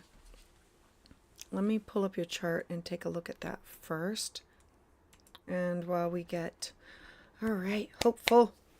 And you are very welcome, Jess. Thank you for being here. Oh, you're headed to dance after this. Jess! Oh, healing our own inner child. Yay, I love that. A connection. Beautiful. It's highlighted in the blue. All right, Hopeful. Let's see. I want intuitive work in the operating room, and you're sick. Wait a minute. I want intuitive.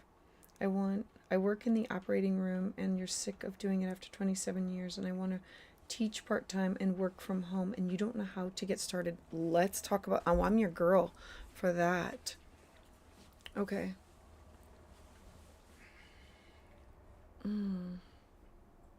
Yeah. Pluto conjunct your moon. Like, that's hard. It's you feeling, everybody feels and feeling like I have to be of service to you. Okay, so you are looking for a new career that you want to support other people. Is that what I'm, but you don't want to be in the nursing. Am I getting that right?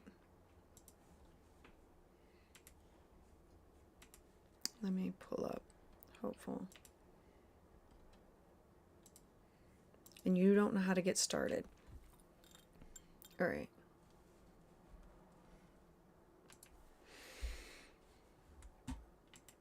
All right.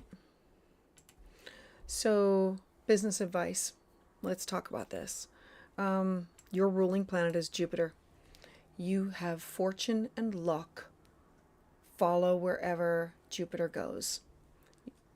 This is, let's see. This is your north node. This is your south node. This is Jupiter. Wherever Jupiter goes, you want to follow it. Jupiter in your 7th house, it's going to be here for a few more months. Jupiter's going to be bringing you abundance of connecting with people, places, and things. The top of your chart is, oh, you have your nodes going through there. Okay, let me back it up. Yep, okay. I don't know if you are in partnership with anybody, but having Jupiter in your 7th house can either include your partnership or it can include who you connect up with in order to find partners. What's going to happen is this summer, Jupiter is going to move into your 8th house of shared resources and debt. Who do I invest into? How do I invest with them? This could be a collaboration. Having Jupiter in your 7th house can be you collaborating with a business partner, a significant other. It brings abundance of like people in your life and for you to be able to weed through. I like the idea of Jupiter bringing clients. And so if you're looking to switch or to trade, this can bring you abundance. We are going to have an open and free time period in astrology where you're going to be able to launch some new things starting mid-April. So get your ideas of what do I want to launch? What do I want to begin? What do I want to start? Having this full moon. Okay, I'm going to fast forward this and skim through it, and hopefully I don't lose you. You have your sun pretty much conjunct Chiron in your 5th house of children, creativity, taking a risk. That's what's going to happen not only like on your birthday, but at this full moon. This is going to be happening at the same time that this is happening. Having Venus at the bottom of your chart. Venus wants security. Venus wants love and beauty. And how can I do this at home? Absolutely, this can be made at home. You have the North Node here. The idea started most likely about 6 months ago when you finally said, all right, I'm ready to make a change, which I totally get. Having the South Node at the top of your chart is I'm going to release. I'm going to let go. I'm either going to get fired, I'm going to retire, I'm going to quit, I'm going to move in a different direction. I need something new for me. The North Node in Pisces is I need to connect with divine, with spirit, with like-minded individuals. I want to do this at home or something that has to do with a home-like atmosphere. Over the next 18 months, making this happen. She wants to read tarot. Oh, you could definitely read tarot cards. Absolutely, you could definitely read tarot cards. Tarot is one of my first loves. Tarot is using numerology, symbology, and intuition all wrapped up into one story. And knowing that, you're going to have this full moon. Okay, I'm going to fast forward and then I'm going to talk about where things are going. You are going to be having this full moon. The sun is in your 5th house. What do I want to take a chance on? The 5th house is not just my own inner child, but it's it's what I want to do for pleasure and joy and starting something where I'm willing to take a risk. I, hopeful, need to put a plan into action. over the next 18 months in order to make this transition happen. Absolutely can happen. I want to do this from home. Absolutely. The full moon is going to be in your 11th house. I need to end some projects, end these groups, end these affiliations, and it will illuminate new groups, new affiliations. I would look before COVID, I used to work out of a holistic health and psychic center. And then I used to run psychic fairs. I started off as a vendor and then I began to run the psychic fairs. And then, so that's where you need to like get your in. You need to first reach out to these places and say, I wanna be a vendor at some of the psychic fairs like that go around. Get into, there's a circuit. And then after you get your feet wet, then say, I either want to work from home. I have a home office. When I'm in Ohio, I can do things out of my home office. Almost everything is through Zoom now. Or you can rent space from a holistic health and center. The good thing about working in that kind of a collaborative environment is usually the person who has the business, they are the one that they set up all the events. And then you start showing up until you build up your clientele. You can absolutely make this transition. I believe that because of the nodes going through your 4th and 10th, you will not be able to not do it. You will be pushed to it that you have to do it. Like you will have, like it'll take every fiber of your body just to go to work anymore because it just doesn't bring you joy and pleasure. Let's talk about some of these bigger planets. You're going to have having Pluto in Aquarius, it's going to be in your 3rd house of communication. All types of communication, taking classes, taking workshops, everything closer to home. Focus on closer to home to start off with. What does this look like for home? Then you're going to have, you've already had Neptune shift. Neptune has moved into Aries of my hopes, my wishes, my dreams. Neptune's going to be in your 5th house of creativity and what do I want to give birth to? It's going to be very nebulous for probably the first 6 weeks. Like literally it just came here. It'll be harder for you to do anything until Saturn joins. I'll be putting out a video with that, but when Saturn joins into the sign of Aries, having Neptune in your 5th house is, I want to do this. I want to give birth to this. I'm going to create this. I'm going to do it. And then you have all these thoughts and your ideas and you want to initiate. Then Saturn comes in here and says, and Saturn's the karmic teacher. Saturn's like, you got to have a freaking plan. Let's have short, middle, and long-term goals. Make this happen. And Saturn will give structure to your dreams and goals. Then Jupiter is going to go in your 8th house. Who and what are you going to invest in? Where are you going to invest? Like time, effort, energy of other people. And then Uranus will go into your 7th house in July. And it'll be like everything is connection to other people, places, and things. There will be good and there will be, it'll be rich and it'll be positive and difficult because it's all at one time. So I'm hoping all of this makes sense. No, you got this. You want to talk about a business plan? Like definitely hit me up and we'll come up with like a yearly goal. I'm all about that. All right. Sending you hugs, hopeful. Thank you. Thank you for trusting me. Make it happen, girlfriend. Make this happen. All right. Let me see who is Angela. Thank you for being here, Angela.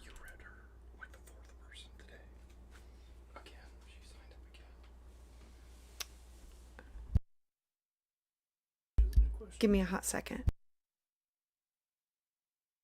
I just need the new question. Oh. How can I tell where my path Angela. I got you, Angela. Okay, hold on. Let me pull this up, make sure that I'm... Hold on. I do still have you. All right. I did not... What's the question? How can I tell? Oh, how can I tell where my path is? Let's talk about that, Angela. All right.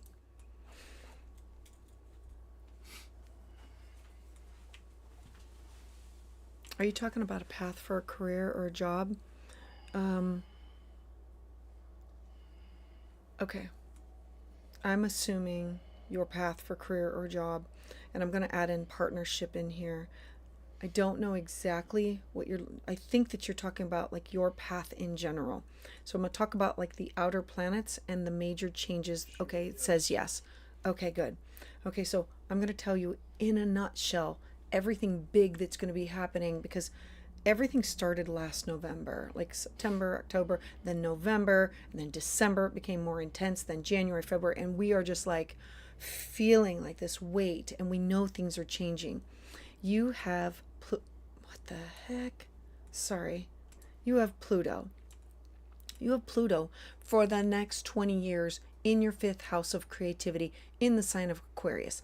Pluto comes in and says, I'm going to transform this area of your life. The fifth house is the house of love affairs, children, investments, where you're willing to gamble or take a risk. It's fun and joy and pleasure and our own inner child.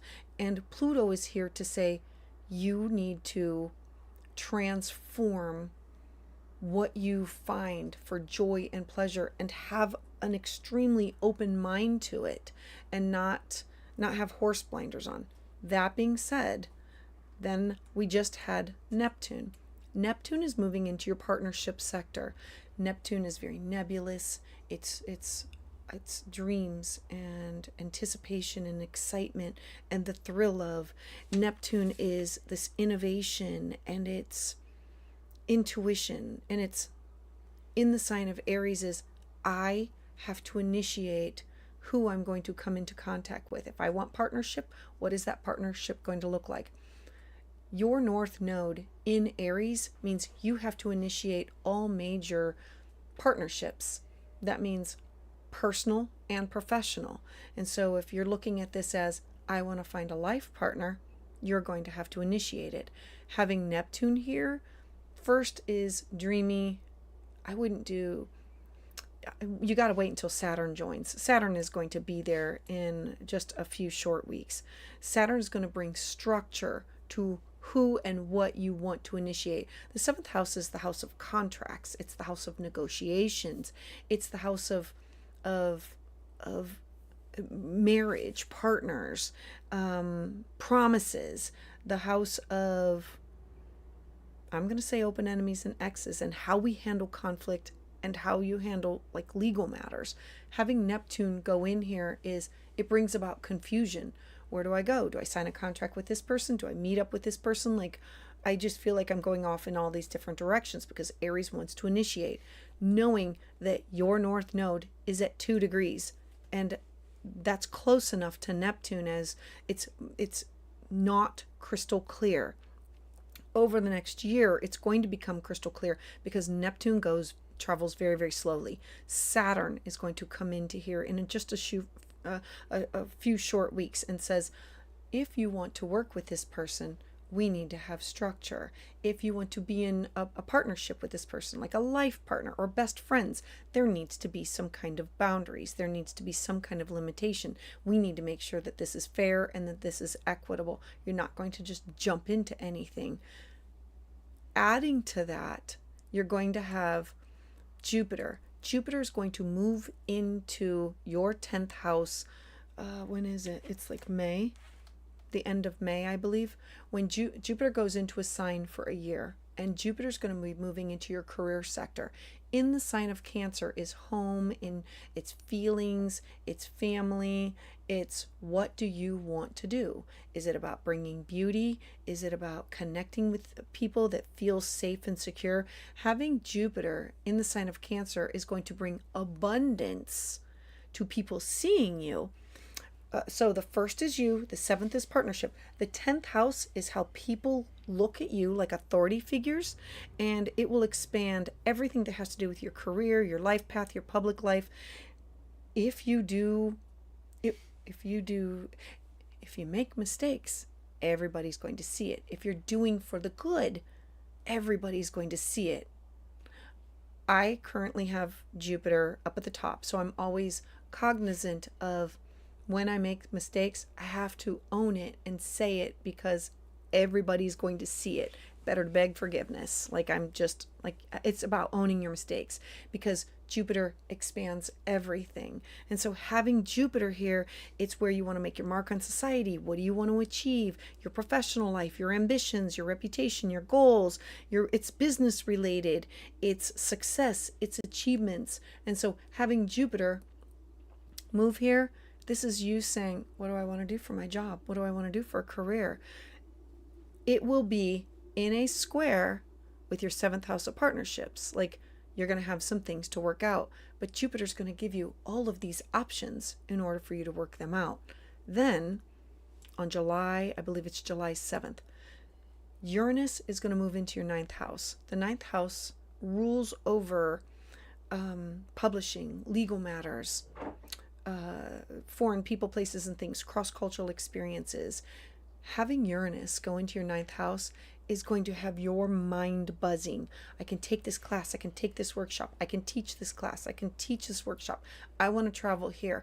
I want to broaden my horizons when it comes to religion or philosophy or beliefs. Like, your whole life is like evolving one step at a time. And what you are planning now, you can't put everything into place. You can try to make a plan, but Uranus is the wild card. Uranus says you can plan for everything, but you can't plan for me. And so I'm saying some type of partnership, absolutely. Could it be business? Yeah. Could it be marital? Absolutely. Best friend? Yeah. Clients? Yes. All of those things can happen. Should it should it be something that you create, something that you give birth to, something like that gives you a lot of joy? It needs to be. Then when Jupiter moves into Cancer, this is expanding upon everybody seeing you and your impact on the world as an authority figure and as authority figures seeing you. And then along comes Jupiter in July. Along comes Uranus in July. And Uranus says, Uranus is an earth sign. Uranus is electric, and it has a hard time working with earth. In the sign of Taurus, it has to rumble, rumble, rumble before it finally has the earthquake. When it goes into Gemini, it's like sparks of electricity firing on all cylinders all at the same time.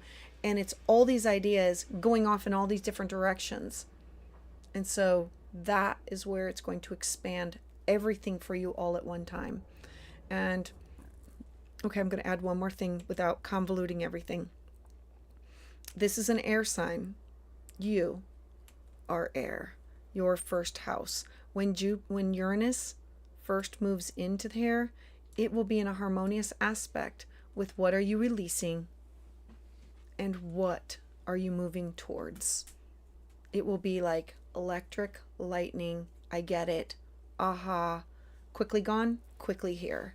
So I'm hoping all of this makes sense to you, because it'll be intense. Okay, I'm going to add one more thing. Sorry, hold on. Just to make it easier for you, because this is hard energy, and I see it and I hear it.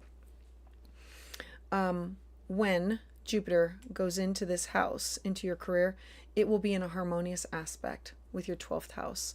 The 12th house is working my fingers to the bone. Like Virgo energy is like work, work, work, work, work, work, work. I cannot silence my mind. I have to do things like meditation, yoga, in order to quiet my thoughts. And that's what you'll be working towards. All right. Thanks, Angela. Thank you. Thank you for trusting me. All right. Let me see. Oops. There we go. All right. Hey, Rodna. Thank you for being here. 8:31. Okay, hold on.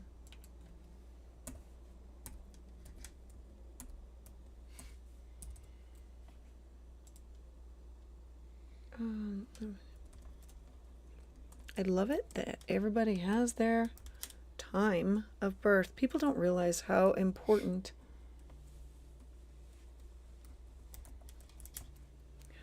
Kentucky. All right. And no questions, so that's great. So that means I can roam around your chart. All right, so first off, Angela Martin, you are very welcome. All right, can we just talk about this for a second? That I absolutely, I love this. Absolutely. What do they call it? The mystic rectangle. Um, it's when all these planets, they're all working together for positive, for moving things forward. And then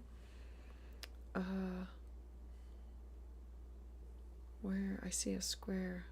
Yeah, I do. Okay.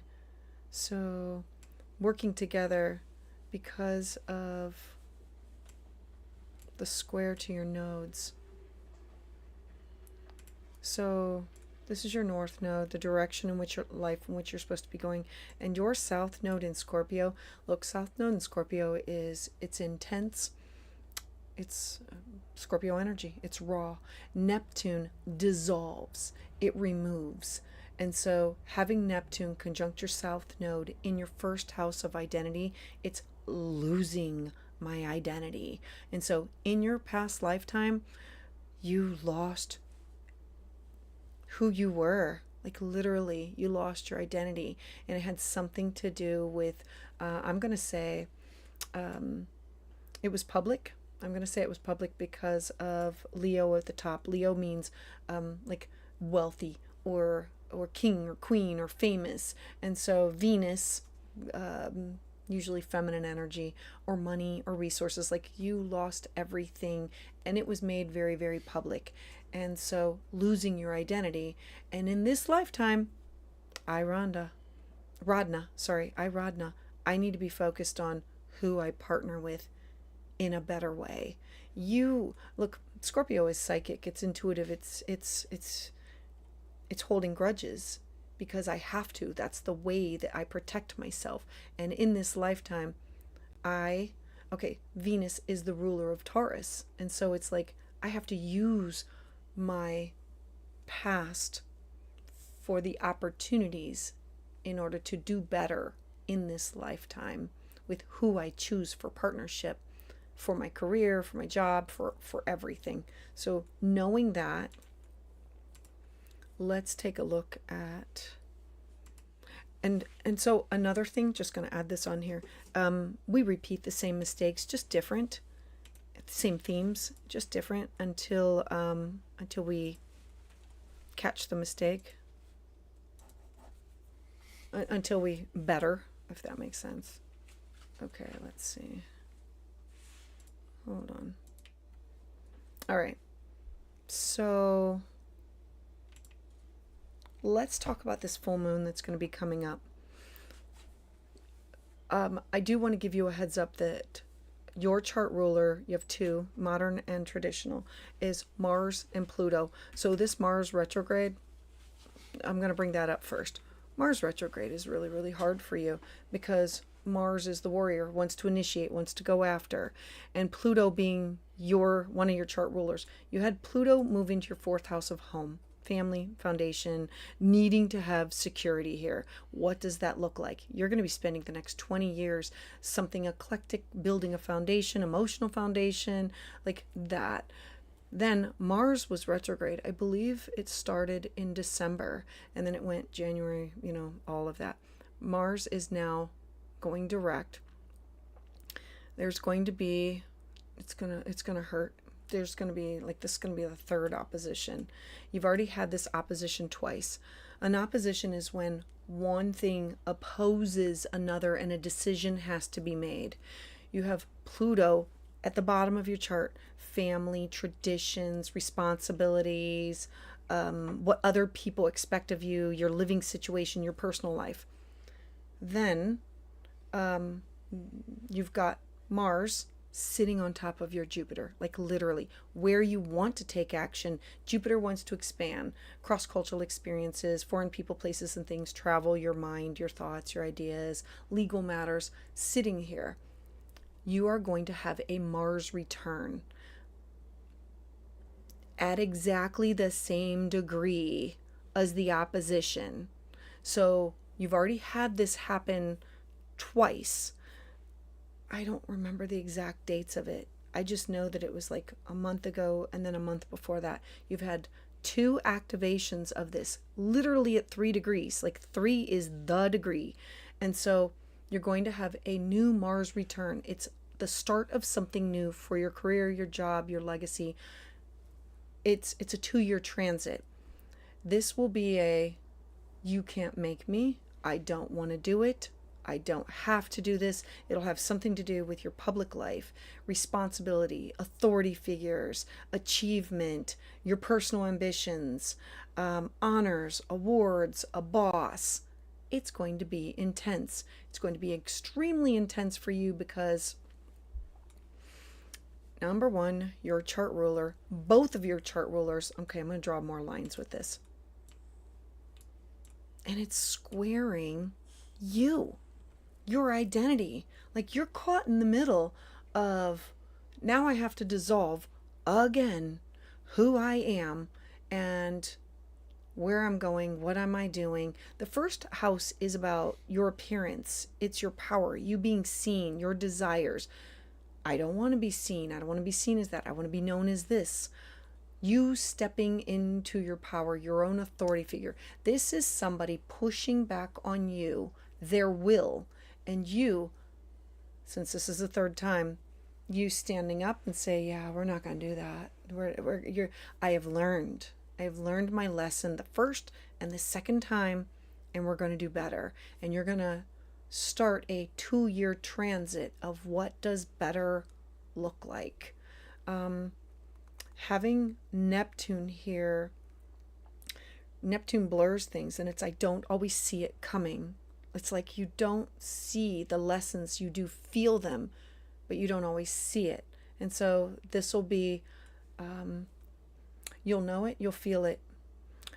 Anybody like this, the Scorpio energy is having to tune into the airwaves of how to use this, is focusing on your skill set from your past lives, and I'm going to circle this. And what are you working towards? Friends, networks, groups, people who will be honest with you. I have hidden planets, and I have people in my life, specifically Scorpios, who I can go to and say, hey, what is your gut instinct on this? Tell me the truth on this. Am I, like, because I don't see it. And they are the most honest. And so this is you tuning into people who you can trust, who will support you on your decisions. And this will reveal more about who you can and who you cannot. Like this will be a the parting of the ways of, for some people. This will be you like having to cut them out, because the North Node in Taurus is, I need people that are solid, stable, earthy, grounded, reliable, responsible. I need them. I need them in my life. All right, so I'm hoping all of this makes sense. Yeah, people that you can trust. Absolutely, people that you can trust. And so I'm hoping all of this makes sense. This is going to be a big transit for you. I can, hold on, the exact date. So you're going to be feeling it, like I'm sure you're already feeling it. It's going to become exact on the new moon on the 27th. So know that not only are you going to have this going on, you're going to have a new moon. New moons are fresh starts, clean slates, and it's, okay, I'm going to add one more layer to this. You're going to have a new moon in the sign of Taurus. Yep, that's happening right here. And so I want you to think of this as, hold on, I'm going to draw a line.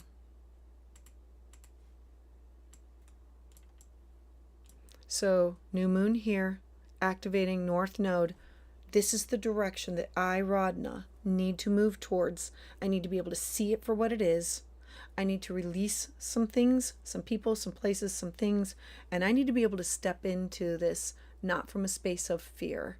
And this will be the 3rd time. The themes will be the same, but you're going to feel it all this month, and it'll become exact on the 27th, and then it'll start to wane. But know that whatever around that date is activated, you're starting a 2-year news cycle for something that has to do with career, job, reputation, legacy.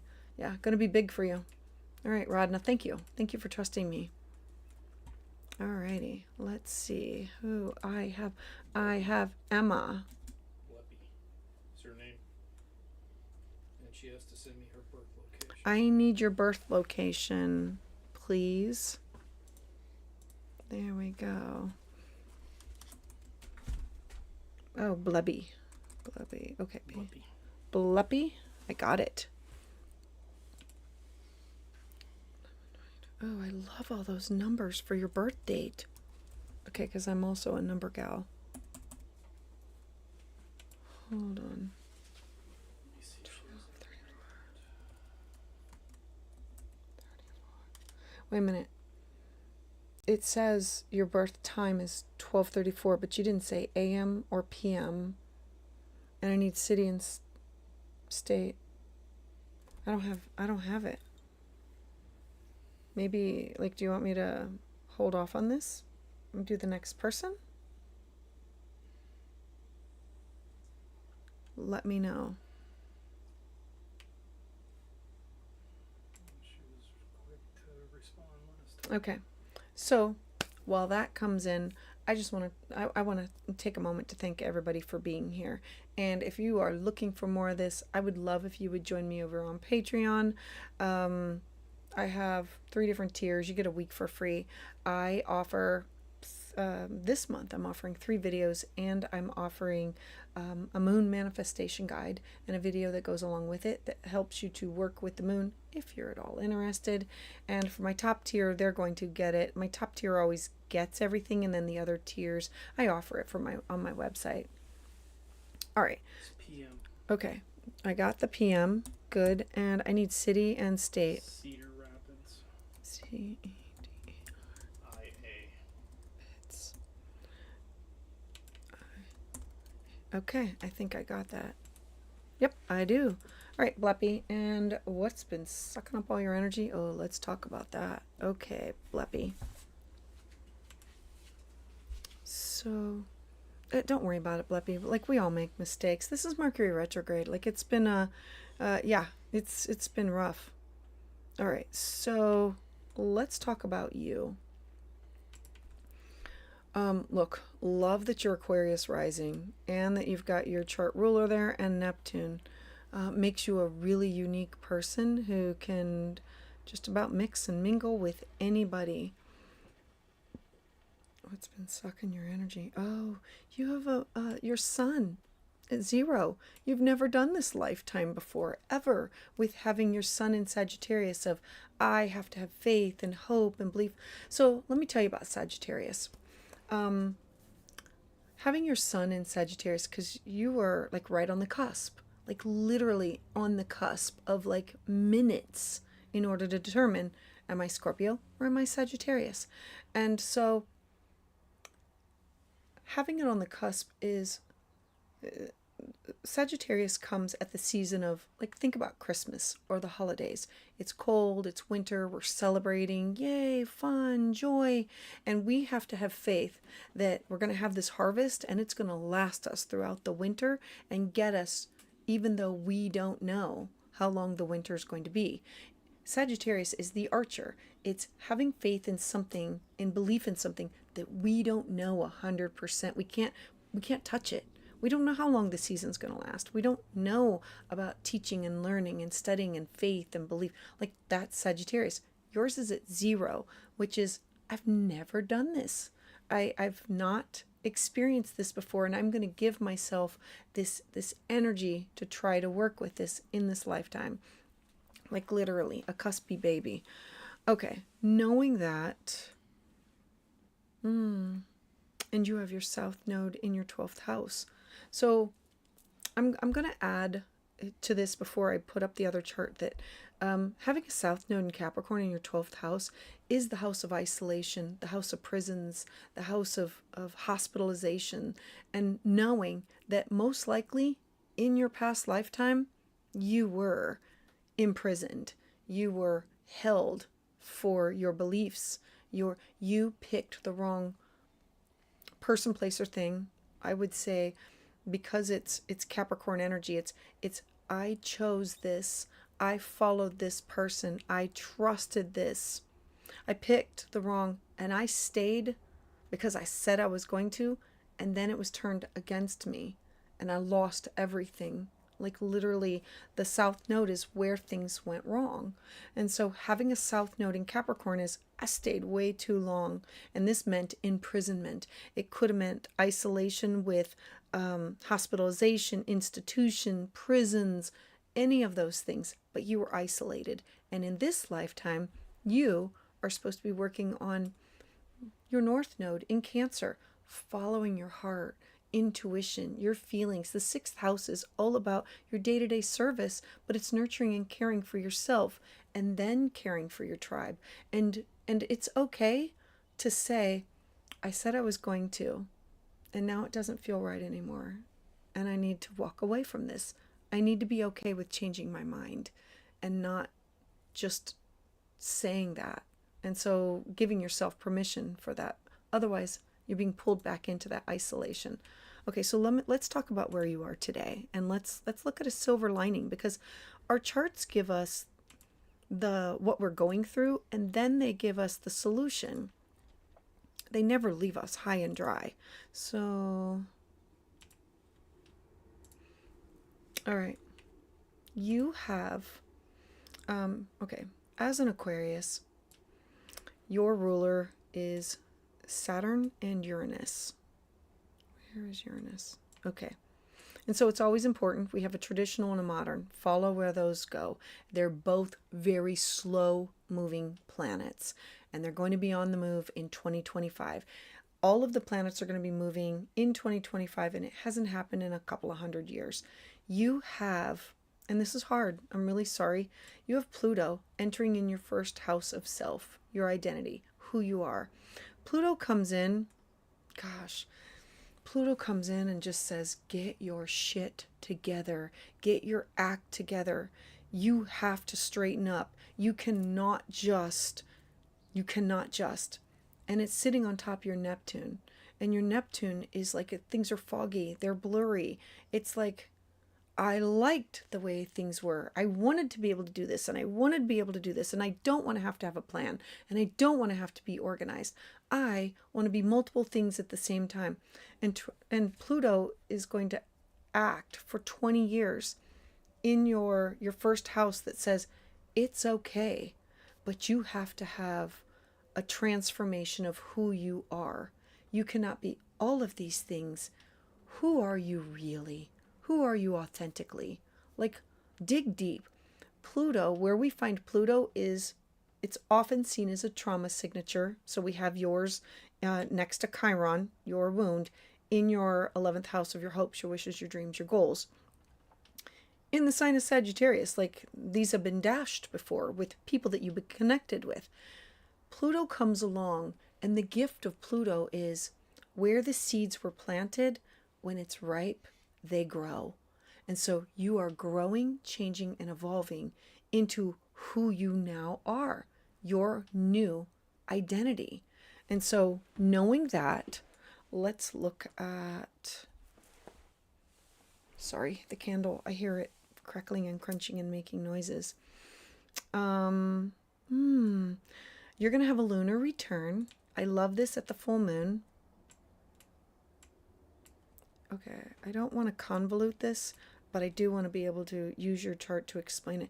Okay, I do need to get rid of all of this because you have a lot of great things going on. You are, first off, you're also having a Jupiter return. A Jupiter return happens once every 12 years.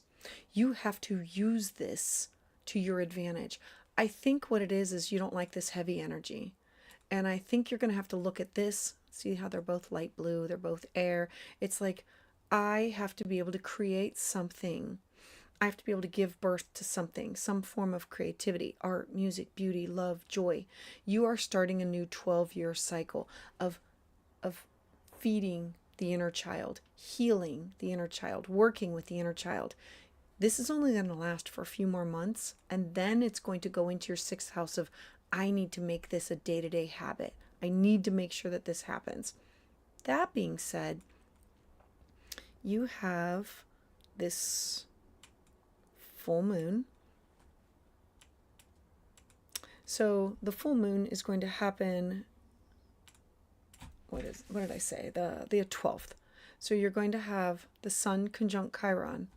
The Sun, your identity, in the sign of Aries, where I need to take initiative, things that are closer to home, taking a class, taking a workshop. The third house is where I communicate with others, where I make friends, where I network, but it's closer to home, neighbors, siblings, cousins, and it's integrating those things and healing from those wounds. And how do I work with this? It's in a harmonious aspect with your Pluto. It's you having to take the initiative to do this. And the full moon will be an ending of some sort that has to do with legal matters, has to do with cross-cultural experiences or graduation from a class or doing something, having something to do with some type of an ending. You're also going to be having a lunar return. So it's a monthly return. At the same time, you've got Venus conjunct Saturn in your second house. Venus going back through your second house has really put a magnifying glass on your money, your finances, your resources, your values, your skill set, your salary, your income, your possessions. And Venus here has said, get it together. Go through these bills. Go through your money. Go through all of your possessions. Pisces is very watery. It's here. It's gone. I lost it. It's like I have it. And so Saturn with Venus here is saying, we need to have some goals. We need to get our finances in order and have some short, middle, and long-term goals in order to make what we want happen. Use the discomfort that you're feeling and put it into action, because by the middle of April and the end of April, things are going to be moving very fast forward for you. You're having this Jupiter return, then Jupiter's going to go in your sixth house and say, yay, you created this, like, let's make it a day-to-day habit. It's going to be conjunct with your North Node come summer. I need to do this. It makes me feel good. If I don't take care of this, I feel ill. I will feel sick. All of this is going to be, you are going through a transformation of what is yours and what is everybody else's. And it's intense. This is intense. And Pluto, not going to lie, Pluto, everybody got a Pluto. Everybody's got Pluto transiting, but Pluto in your first house, it's hard. Like my son's got it, and it just kind of, it's like life kicks you in the ass and says, yeah, make some plans, get organized, use your skill set, use your talents, and do something with them that brings you joy and pleasure. All right, this is for Bleppy. All right, I know Pluto has been tough. All right, well, thank you, Bleppy. Thank you for trusting me. And yeah, let me see who is next. Emma. Thank you, Emma, for being in the queue. No, Georgia. I'm sorry, Georgia. So sorry. I know you guys don't like. Everybody got a name. All right, Georgia. Thank you, Georgia. What was the last person?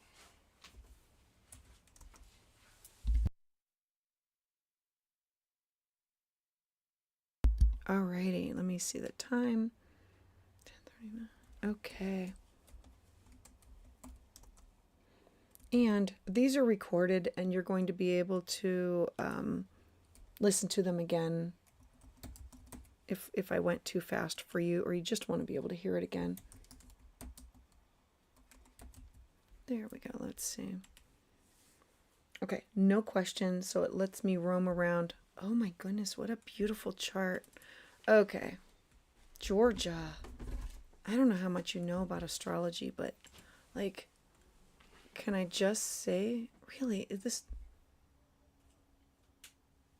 is a beautiful chart. Okay, I want to talk about this. This is a kite. Jake, let me see the time and everything. I really want to make sure. It's London, England. Okay, no, this is right. It's just that I'm looking at this and saying it's absolutely beautiful. All right, so Georgia.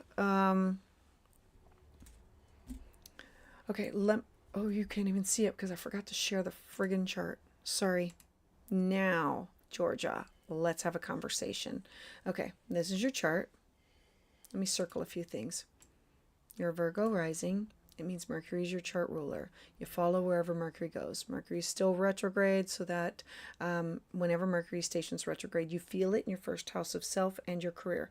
You have this beautiful kite. So what a kite is these three planets are all working together in a harmonious trine, and then we have a beautiful sextile here. That means there's this top of the kite. Everything is moving towards Venus, North Node. I, Georgia, am supposed to be working towards grounding, earthing, solid, stable, beauty, connecting with foreign people, places, and things, publishing, legal things, studying, religion, philosophy, belief. And the South Node is where things come from, your past, this past lifetime, and in past lifetime. Having the South Node in Scorpio, and I'm going to add Neptune in here. Neptune dissolves. This dissolves friendships from when you were younger, siblings, commitments, neighborhoods, like literally. It also can be learning styles or the way that you communicate. The third house is who you communicate with, how you communicate. Having a South Node in Scorpio, it gives you intuition and the feeling of, and I have to use all of these opportunities the way I communicate, because that's your chart ruler, and my wound and Saturn in partnerships. Who do I trust? How do I trust? Your Saturn is at 29 degrees. 29 degrees is an anaretic degree. It's like, I have to get it right. Like partnerships of all, collaboration, personal and professional. I have to get it right in this lifetime. And then everything points to, I need to move towards more earthy, solid, grounded connections. My tribe is out there. I just need to find them. Knowing all of this, let me pull up the bi-wheel of what's going on now.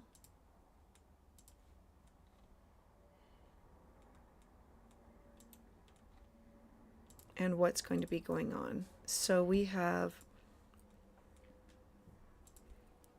okay, remember that you had that beautiful, trine. So I'm gonna, okay, I know it's cruddy, but okay, so I'm gonna circle a few things.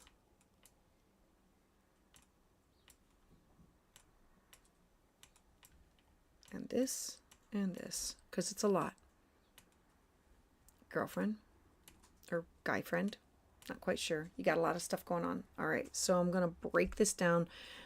Fudge, you can't even see the friggin' chart. I forgot to share it again. Okay, I might have to start all over so I don't scare you. Okay, I am going to start all over. All right, remember that you had, fudge, you had the kite, okay? The kite is taking these three areas of your life, the way that you communicate, your past life, the way, and I'm going to add to this.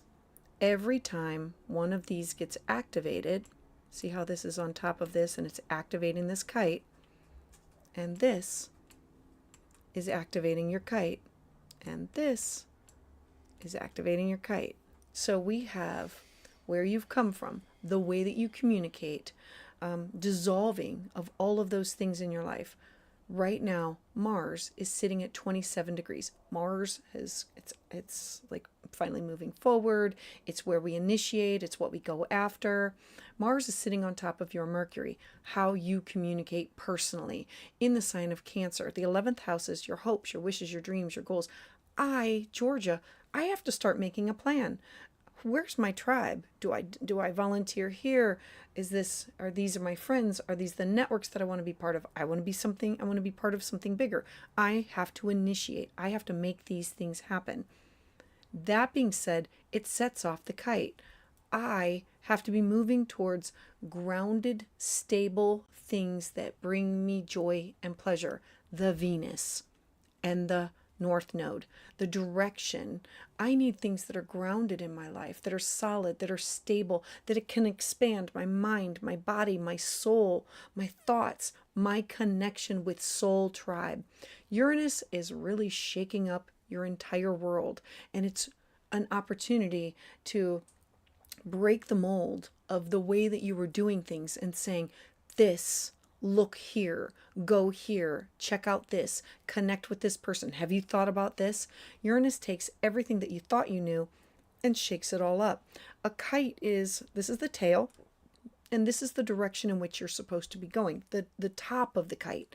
You're also having your North Node on top of your wound and your Saturn, which has to do with all of the people that you connect with. If the first house is you, the seventh house is all partnerships, all collaborations. I am supposed to be picking the right people to connect with. Are they friend? Are they foe? Do I give too much energy? Are they reciprocal in their energy? Mercury, your chart ruler, is having you go over all kinds of contracts, negotiations, verbal and written, and saying, is this the time to reach out? Like, I need to make these things happen in my life. All of this, I'm going to throw in one more because, like, your chart is lit up like a Christmas tree. Jupiter is sitting on top of your Mars. Jupiter is in your career sector. Jupiter's moving forward on top of your Mars saying, I'm ready to take a chance. I want to expand some things. And what does this look like? I have many opportunities. In which direction do I go? And so, yeah, you got a lot of things going on, Georgia. Pointing you in the direction of finding your tribe, broadening your horizons, especially when it comes to education, philosophy, religion, belief, legal matters, or publishing. You taking a class or you actually teaching it, you connecting with others. This is about expanding your connections with other people and your networks and bringing it all together to who's really your tribe. And so, Georgia, I hope all of this makes sense to you. I really thank you for trusting me. You got a lot of beautiful things that are happening for you right now. All right, let me see. Who is next? Claudia, thank you for being here. Thank you for waiting. All right. Wait, so it's January 28th, right?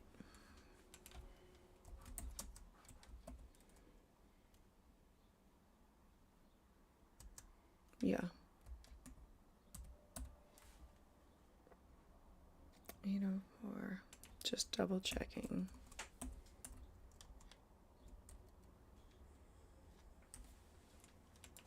Okay, hold on.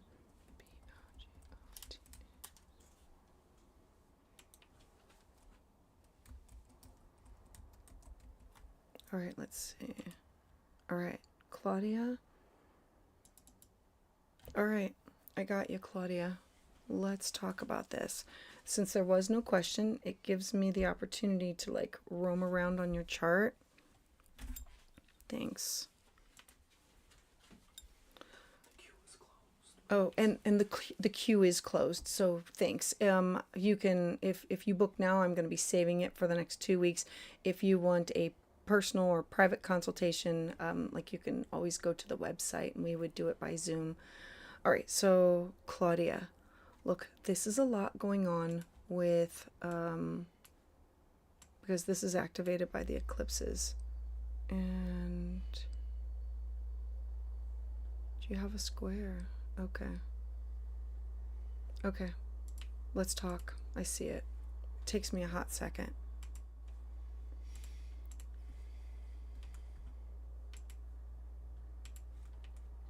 All right, Claudia.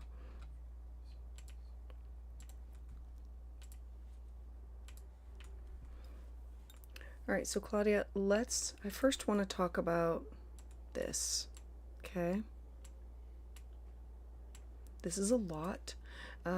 You have Pluto in a close conjunction with Uranus in your first house of self. As a Virgo rising, you're ruled by Mercury. It rules over your identity and your career. Virgo is currently in your seventh house of partnership. It is now moving direct, but it's still struggling because we have this the post retrograde. So just follow along with wherever Mercury, pay attention to when Mercury stations retrograde, because you will always feel it within you and your career and whatever house it's in, like the sign that it's in. Like, it will affect you 3 to 4 times a year in 3 different houses. It comes hard, it comes fast, but it's generally a time. I always look at things as a blessing in disguise, as thank you, Mercury, for forcing me to slow down so I don't miss anything, so I can go back. Usually, as your chart ruler, it forces you to slow down and look over all the goals and the things that you want to do. And then it says, is this attainable? Can you do this? How do I attain this? What do I have to do in order to get this done? It's when you go back and you clean out the closets and you come up with a plan. It's rethink, reevaluate, refurbish everything that's with you and your job. Okay, so having the nodes now going into your 1st and 7th house for 18 months, this is hard. It's intense, of letting go of who you show to other people or who you were. It's your identity. The South Node in the 1st house is, I have to let go of the mask that I'm wearing, the identity of, and I have to embrace the connection that I have with other people. I'm going to stand in my divinity. I'm going to own who I am. I'm not going to put on a show for anybody. This is who I am. Accept me for who I am. And if you're not somebody's cup of tea, move on. Move on. Having the North Node in the sign of Pisces is pushing you in the direction of, who do you connect with? Who is your tribe? If the 1st house is you, the 7th house is you with everybody else. And so it's love, contractual relationships, it's marriage, it's partners, it's best friends, it's significant others, it's enemies, it's contracts, promises, connection to other people, like good friend, like people that you hang around with. And so the 7th house is also how you handle conflict and legal matters. Having your North Node in that house is, Claudia, I need to focus on who I am and how I show up with others and how they show up with me. Am I giving too much of my energy? Am I always the one that's making the phone call? Do they reciprocate it and call me back? Who's my tribe? Do I have to change who I am in order to be around specific people? Or can I really be myself? And so the North Node in Pisces is you having to pick those people, places, and things. You have your Venus here. Venus is the goddess of love and beauty. You want natural beauty. You want harmony. You want peace. You want everybody to just, can't we all get along? Can't we all be open-minded? Can't we just do these things? And no, not everybody can. That is your hope, your faith, your belief. You want to bring people, places, and things together in this area. Wherever we have Venus, Venus likes to connect people, not just for love, but within friendship. And so you also have your Chiron here. So there's been some wounding about give and take within relationships and partnerships. We know that it happened at or around the age of 12 years old, like that 11, 12, 13 years old. And then how do I heal from this? Knowing this, you are moving towards a more healthy commitment to who your tribe is. I want to throw, and this is going to be an 18-month transit. It will be activated by every single eclipse. You will feel it and you will feel it again. Eclipses act as in, they're like a 1-2 punch. And they really happen the 6 weeks that come before it. It's not on that day. So pay attention to the 6 weeks that happen before the first eclipse. And so it's a new moon, full moon. So you have 6 weeks before, and then your body, your mind, your spirit gets 6 months to acclimate. And then it happens all over again for 18 months. They are course correctors of where we need to move towards. And you are going to be releasing. Pluto is trauma within yourself. And Uranus is coming out and just saying, this is me, real, electric, fantastic, and no limitations.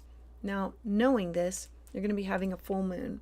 The full moon is going to be in your 8th house of shared resources and it's going to be opposing some kind of an ending, some kind of closure, culmination. Like it could be selling something. This is about your money, your finances, your resources, your movable property, your talents, your skill set.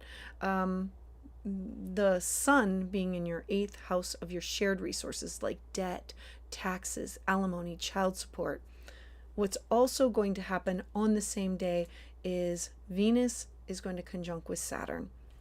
I, Claudia, need to pay attention to who I partner with, how I partner, both in personal and professional. I need to have short, middle, and long-term goals in order for me to have success. I have to have healthy boundaries. What does that look like? So, a lot of, okay, I'm going to add one more thing. Sorry, just a quickie. Pluto's a 20-year transit, and it's inching closer to your sun. So you're going to start feeling it, the pressure of, I have to take care of my health, mind, body, spirit. And if you don't, it'll force you. It'll just force you to. So it's like bringing your balance between health and home, and taking care of yourself. It's in your health sector. All right. Well, thank you very much. Let me see. Realistic Mystic. Thank you so much for being here, and I appreciate everybody for patiently waiting. All right.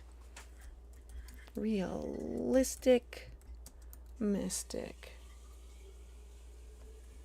Okay, let me get your 923. Okay. By the way, love the name.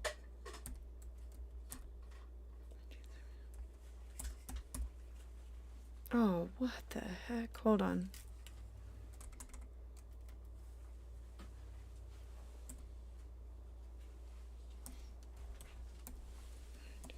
Alrighty.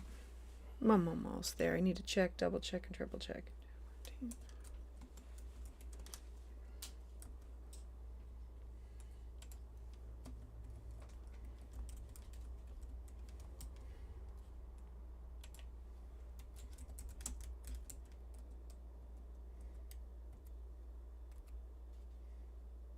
Okay, I think I got it all right. No, didn't. Hold on, did I spell it wrong? North Carolina. I got it. All right, let's take a look at you, Realistic Mystic. Loving the name. Okay, no specific question allows me to roam around, and yay, I love the little stars on there. Okay, so let's talk about you. Oh, I love this. Okay. As a Cappy rising, Saturn is your chart ruler. And, it's in a harmonious aspect. Okay, I like that. Always follow where Saturn is. Saturn spends 3 years in every single sign. So it's just like going around the chart. And it says, I need to have things that are solid, stable, reliable, grounded, earthy, and creating a plan, a template for it. So wherever it is in somebody's chart, it literally organizes it and creates healthy boundaries. Like I always say, Saturn has the rings around it, and so it's the fence around the yard. And you have Saturn in Virgo, structured, organized, detail, can be obsessive about having a plan. And in your 9th house of cross-cultural experiences, publishing, legal matters, studying. Oh, Realistic Mystic. Let's talk about this. Your South Node is in Pisces. You come from a psychic background. And so I'm just going to throw this out here. Like, bear with me. I'm hoping that you'll accept the honesty. Things did not go well.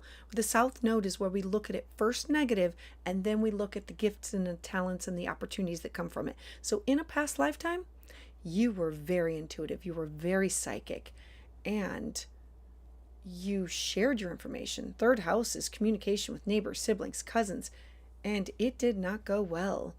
You trusted the wrong people. You had faith and hope and belief and all of this, and they took advantage of it.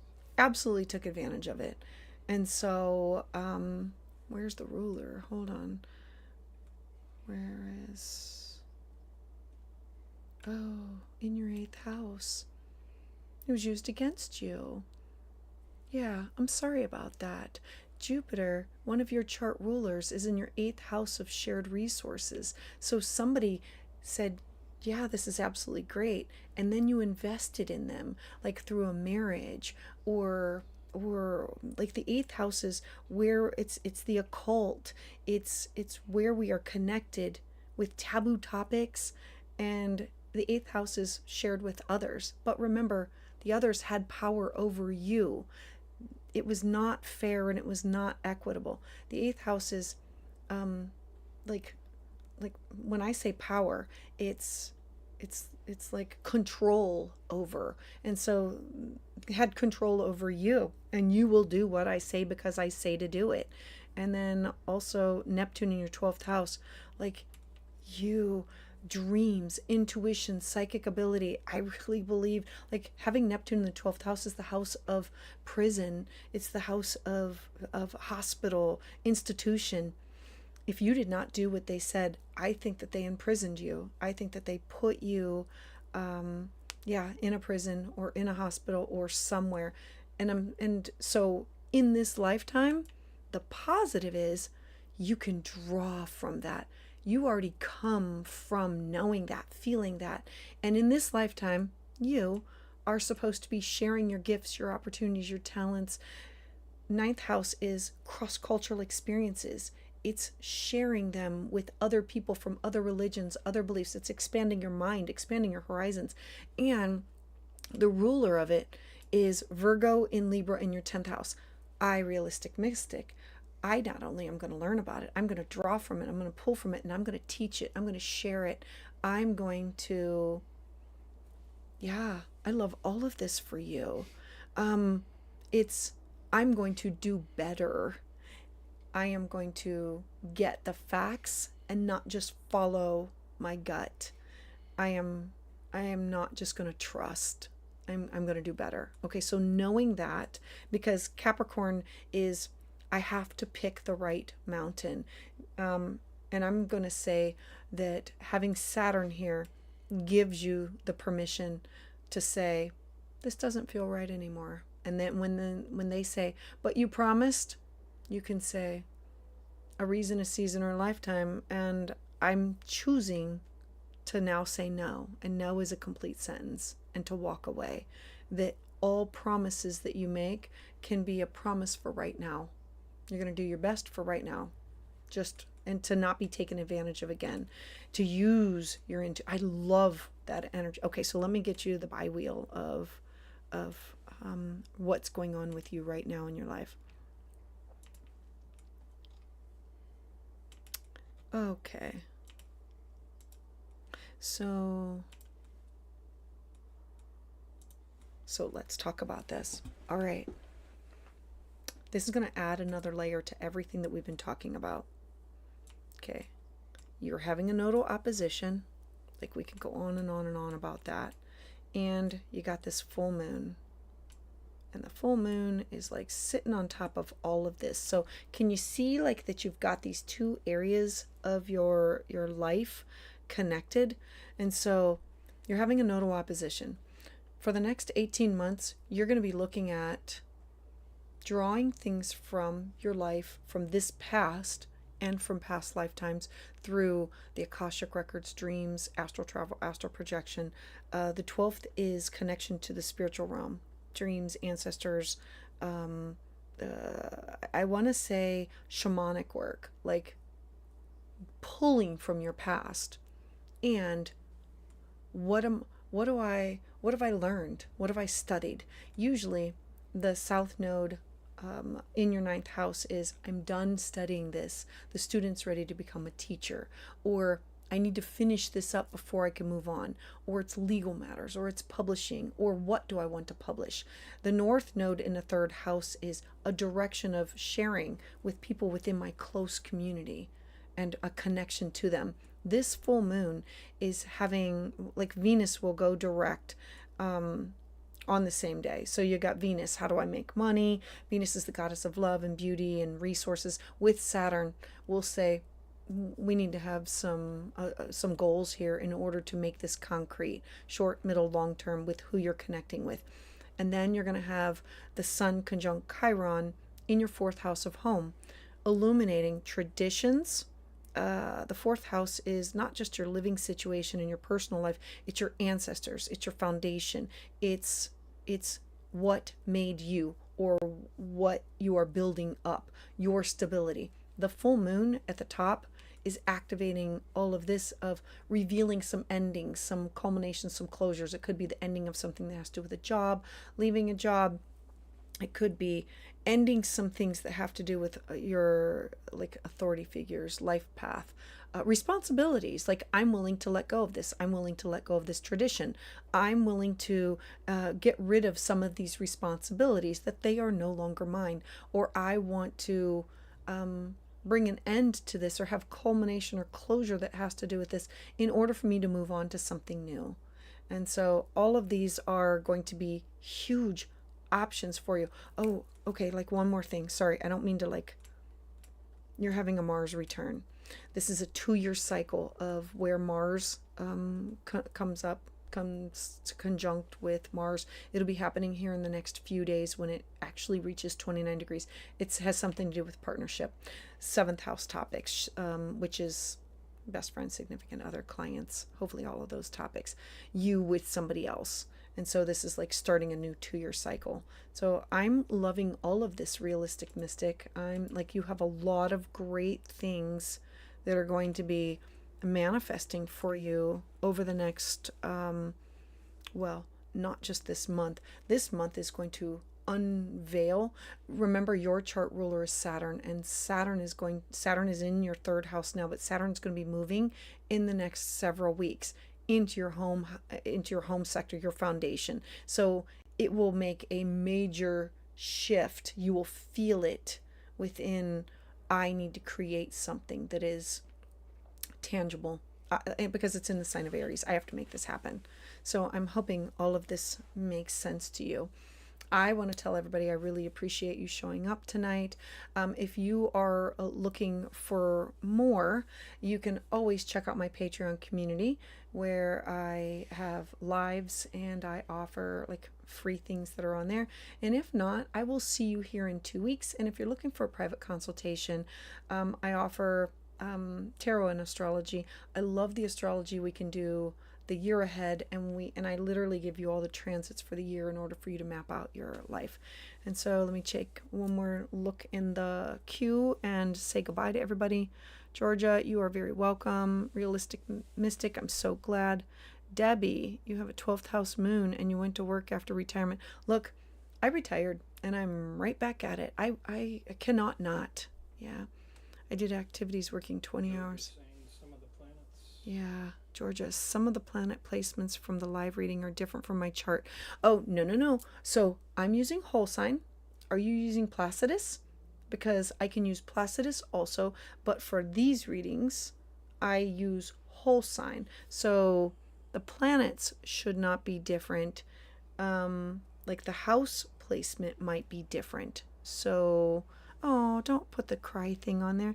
Some planet placements from the live reading are different from your chart.